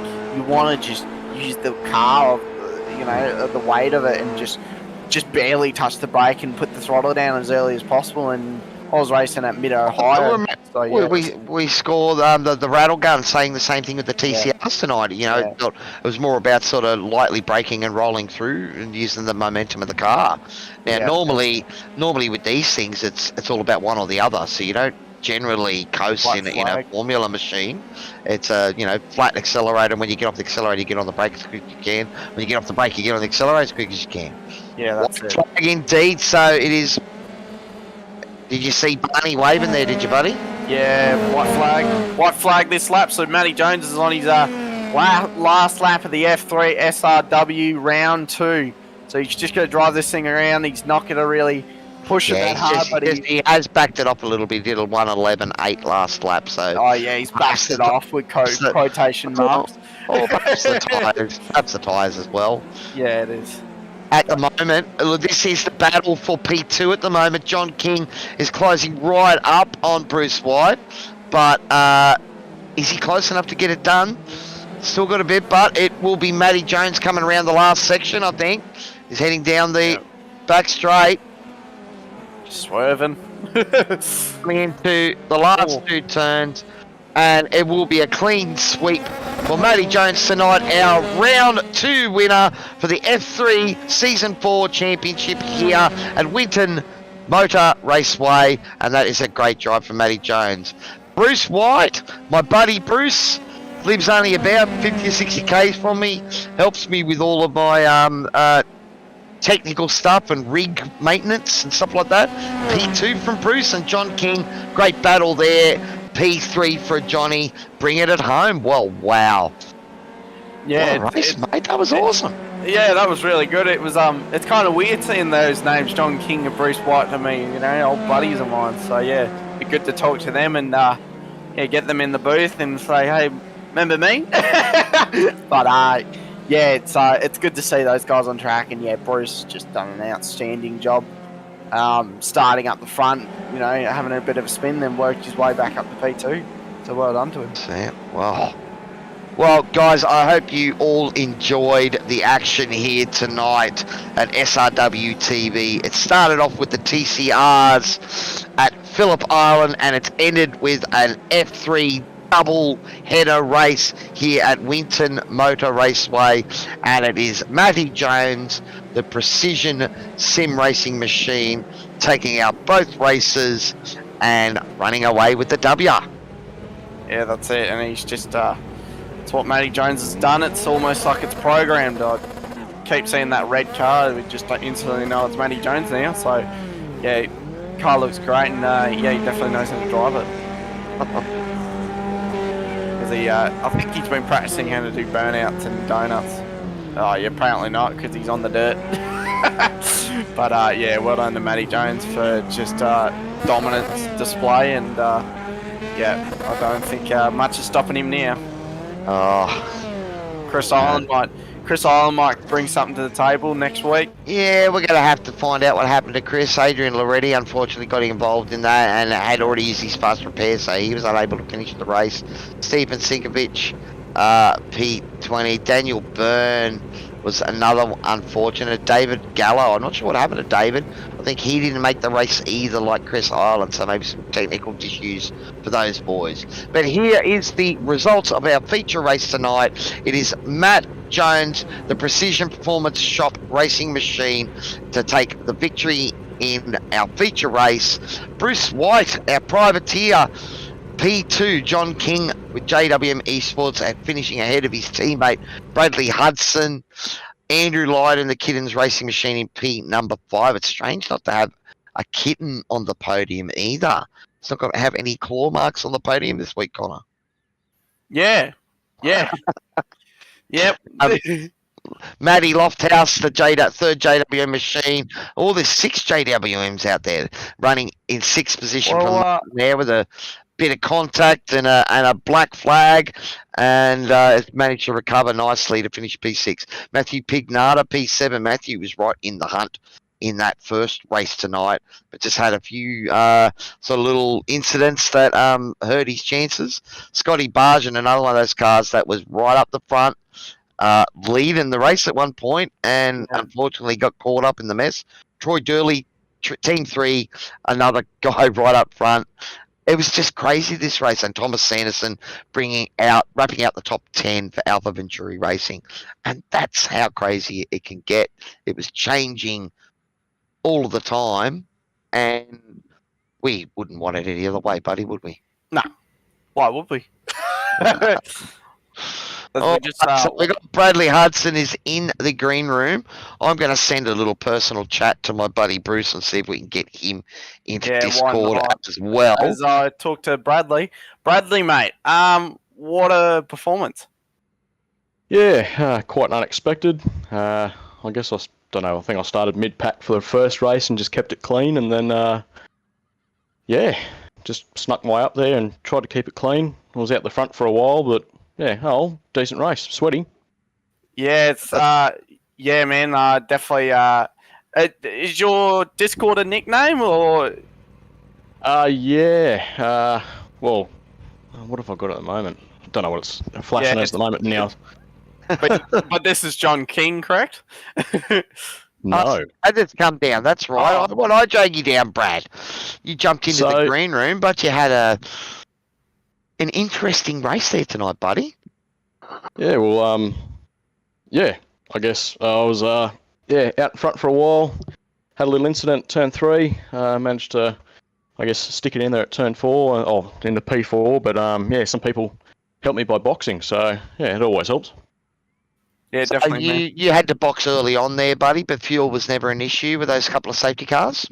No boxing, a bit of fuel saving there, just holding the clutch in, so the team and I, we all kind of tried to nut out how many minutes short we'd be, and we figured if there was a safety car or two, we'd get there, and turns out we had plenty of fuel in the end. Oh, awesome. Well, buddy, P4, unfortunately, just missing out. You're having a great battle there at the end, but I suppose we've got next week to look at again. What did you think about the F3s around Winton? It's a tight little track. First time I've raced at Winton. You don't really get to hit its straps and get up into 6 and really show its speed, but it takes a lot of concentration to keep turning right, that's for sure. Well, at least it's not turning left, mate. That's always a good thing. Well, yeah, we might head you out and get Matty Jones in, mate. Thanks very much for coming out and having a chat. Cheerio. See you, mate. As we bring in Matty Jones now. Oh, no. Hang on. I dragged him, you dragged him back. There we go. Matty Jones, mate. What a dominant performance, mate. How you feeling? Yeah, pretty good. I got a little bit lucky there. Poor old... Just wait. There we go. You right? Yeah, mate. Yeah. Poor old Chris Ireland, as we were gridding, actually broke a throttle spring in his rig. So, I felt like he and I were going to be right with each other all night. That's what happened to him. Oh no. Yeah. So when he would take his foot off the throttle, it would keep like 40% in, so he couldn't get the car stopped. And it just wasn't safe to go on. So he did the did the noble thing and put it in the pits. Unfortunately, he tried to get it fixed for race 2, but it was too far going. Unfortunately. What's happened to Scotty? I was going to try and drag Scotty Yeah, into the that's room. no, that we don't. Scotty didn't finish him. What's the name? Oh, that's right. That's why you're kicking him out. Yes. All good. Oh, that's right. Bruce and John are the guys we're waiting on, but it was a little bit of an off there, man. And after that first safety car, so you were pushing hard, trying to get through the cold tires, or? Oh, it was. And I had a car blinking quite badly on track in front of me, and he disappeared for about 3 or 4 seconds, and it just absolutely appeared. Yeah, he appeared like level with my front axle, and I gave it a bunch of steering lock while I was on the throttle to try and avoid him, and I lost it there. So, that was just one of those things. I don't think it really hurt me too bad. I ended up jumping in the pit lane under that first safety car and chucking fuel in because I knew it was going to be tight if we didn't get a second safety car. So I rolled the dice on that. So I ended up a bit heavy at the end. I think I ended the race with about as much fuel as we started with. So, she was a bit of a slog, but that was good race. Yeah, 100%, man. You just, coming through the field, I was like, oh, that's a bit of an interesting play. But yeah, man, it definitely worked out for you. Yeah, no, it was good. Bruce White early in that second race put up a excellent defense. Yeah, we saw that. I convinced him to come and jump in the green room so I can drag him down. You can have a chat to him. Yeah. Because Bruce is one of my mates, and he helped me redesign my rig and all that sort of stuff, so I know him quite well. And here he is. So I'm going to drag Brucey down. All right, Bruce, we've dragged you down in the room. We've got Matty Jones here with us as well. And Matty was saying you're putting up a good fight there, buddy, but you just cooked it a bit heavy on the loud pedal coming out of that turn. Yeah, I did it a few times, right? Yeah. Nah, you're driving really well, mate. I didn't think I was going to get through you for a little while there, and then you ended up calling me through after that. So thank you very much. Well, we saw that. We saw you try to make a move up the inside. I think it was at T2 or T3, and Bruce sort of almost cut your nose off. So yeah, rethink after then. Yeah, it was one of those things. I wasn't far enough up to make a move. It was he was absolutely entitled to the racing line, and I just had to get out of it. It's the rules of play. So that's how we go. But yeah, no, it was really well done to Bruce and John, another name I haven't seen on the podium, so excellent drive to John. I don't think he actually stopped. No, Bruce didn't. You didn't stop either, Bruce, did you? No, I think that was the play tonight. So well done, boys. Played the long game. Did your fuel numbers really well? I sort of in the 5-minute warm up before I went, 10 litres should be enough, and 10 litres was way too much. Well, I think we spent a couple extra laps behind that second safety car there too. Yeah. Chaos was getting into you. Yeah, absolutely. We saw a few incidents tonight, but there was some long trains, or as Connor referred to them as snakes, where, once you got sort of, stuck behind one car, it bunched it right back up, and it looked difficult to pass. You had to force your opponent to make an error. It was very, very difficult to pass. It was sort of one of those things where you had to just be a bit assertive, like the move I did there on John. I sort of just made sure I was far enough up that if he hit me, he'd be in the wrong, and hope for the best. So, it was it's a very, very hard track to pass on, and the aero watching through the few fast corners where you can actually get a run, makes it really, really hard to get alongside anyone. So. Well, we were hoping to try and get John down here to have a chat to him. I'm just sending him an invite now. Yeah. I'm trying to get him in. All right, boys. I've got to run anyway. Can I? Well, Matty, you are our round 2 winner. You took out both buddies, so give us your sponsors, buddy, and we'll let you go. All right. So, sponsors for this round: Precision Performance Shop, Transform Media, ProServe Finance, Sydney Computers, and CD Cinematography. Awesome, Matty. Well done on your boys. Victory tonight. Now, we brought John King into the room as well. John, you're having a great battle there with Brucey near the end. Just couldn't get it done, buddy. Nah, but I just couldn't get it finished in the end. It was a good battle. I was a bit off the pace. I only done my first laps this afternoon when I jumped on, so kind of built up to it, which was good. Yeah, I was going to say, it's good to see you again, John, after a certain late GRC, but yeah, it's good to see you, man, and what a battle. I think Bruce and yourself, a bit of a question, but you guys just came out with an uppercut almost, just came out of the box, but yeah, great pace you guys had. Yeah, I tried to save a bit of fuel because, like, everyone knew it was going to be pretty tight. So I saved a heap in the first safety car. Then that second one, I had heaps to the end. So I basically went balls to the wall. Yeah, that's it, brother. Well, we saw Bruce on the restart. You pulled a pretty bold move on John to stick it through there. Remember that one, buddy? Oh, mate, these boys pulled my pants down. Bloody Matty. I went up the inside thinking, Matty, because in practice I let him through on the inside, so I thought, I'll do a bit of a block up the inside, and he went around the outside. I was like, Jesus. And then come into the airpit, and bloody me crew chief's like, car on the inside. I'm like, holy. So, but no, after that, settled in behind him, and we were just talking with Matty Jones, and he said that's what you had to do to get the pass down around here. You had to be really blatant about it, like put it up the inside, and if you want that corner, you're going to turn into me.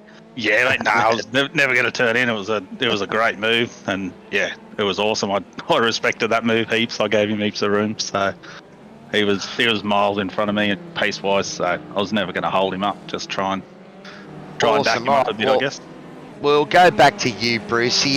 We know you're a privateer, buddy. I've been trying to get you to join my team, and you keep balking. But have you got anyone you want to give some thanks to? Maybe Ragnar, your new beast you got there at home? Oh, yeah, I'll give it for him for staying quiet, man. That was good, Oh, so he didn't chew the cables on your rig again? No, mate, he sat in the box right beside me all night, so that was good, Yeah, it's good to see you again, Bruce, back on track, bro. It's been a bit.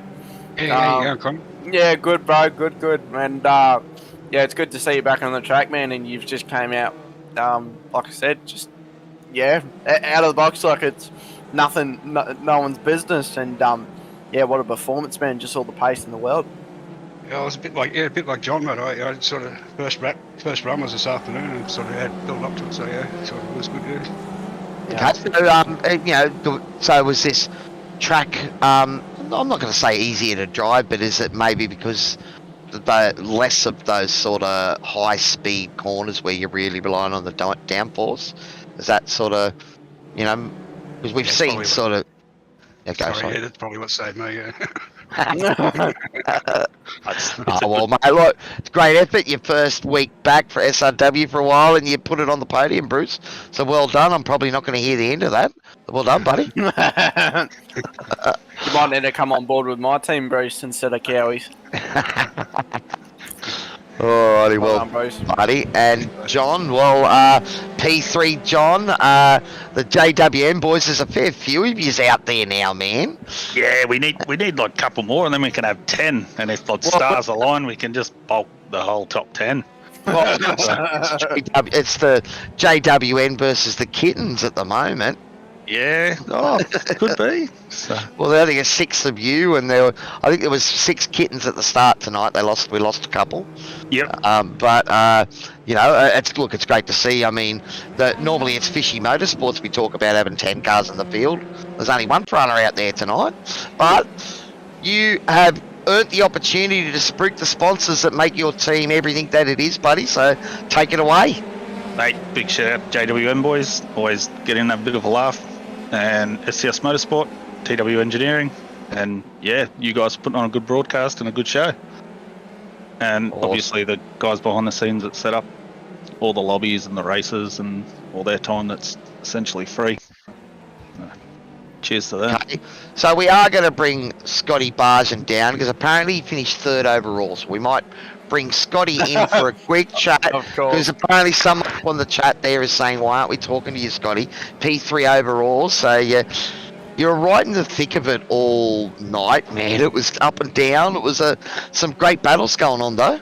Oh, yeah. It was actually good fun to actually get out on track again. It's been a while since I've been out due to issues with internet, the new house. So, yeah, it's going to be back racing again. It's been weird not seeing you out every now and then, Scott, but it's good to see you back racing, man. How's the F3? Because I normally see you in the Supercar, but I did see you last night in the F3A, so yeah. Well, because it's been so long and the round's nearly finished, so I sort of said, nah, give it up. I can get a full run in a full season, so yeah, to give the F3, so not a bash again. Yeah, 100%, man. And it looked like you had pace out there too. You've been doing a lot of practice? Oh, yeah, starting to get back in the seat again for a bit more practice. So, but I love the Formula cars. I went to the V8s for a bit of a challenge because I started off in the Skippy, and you really enjoyed the open wheelers, single seaters. So, yeah, I thought, yeah, get back in it and give it a good crack. So, yeah. It was a good field tonight. 23 of you boys out there on that tiny little track. Was it a bit crowded there at times? Nah. When with FRG, man, we've got 40 guys on the track, and it's a lot easier now. Yeah, tell me about it. I'm not looking for the next week, but yeah, yeah, but yeah, definitely. I think you had so much pace, man, going from a supercar to an F3. Done well, and third overall. Who would you like to thank, bro? Oh, just the usual. Dragon RC, Tree Minded, Mod Tint, Racing with Autism Australia, AA Designs, and all the boys at After Dark. 100%, man. Go and say hi to Alex for me. And well done, bro. See you on Friday, boys. maybe. Tell him to stop pestering us in the YouTube chat. Yeah, exactly. Bugger off, Scotty. He knows how to do it. They're all Scotties, mate. They're all annoying. Get out of here, Scott. Oh, Scott's a good mate. Leave us alone. Well done, bro. Have a good one. Thanks, boys. See ya, mate. Alrighty, well, Connor, I think that brings us to the end of our massive night here at SRW. Yeah, It mate. started with the TCRs and it finished with a double header race for the F3s. It was exciting stuff all round. So, as we said, guys, that will wrap up our coverage for SRW Wednesday night Super Show. Don't forget, if you're enjoying the content, hit that like button. Follow us on all those socials. Hit that subscribe so you never miss out on when we're going live next. On behalf of the management and broadcast team here at SRW, Connor Pixie Nixon on comms and our producer Chef Toddy behind the scenes, this is Cowie Overage Sim Racer signing off, saying good night, and we look forward to seeing you next time on SRW TV. Bye.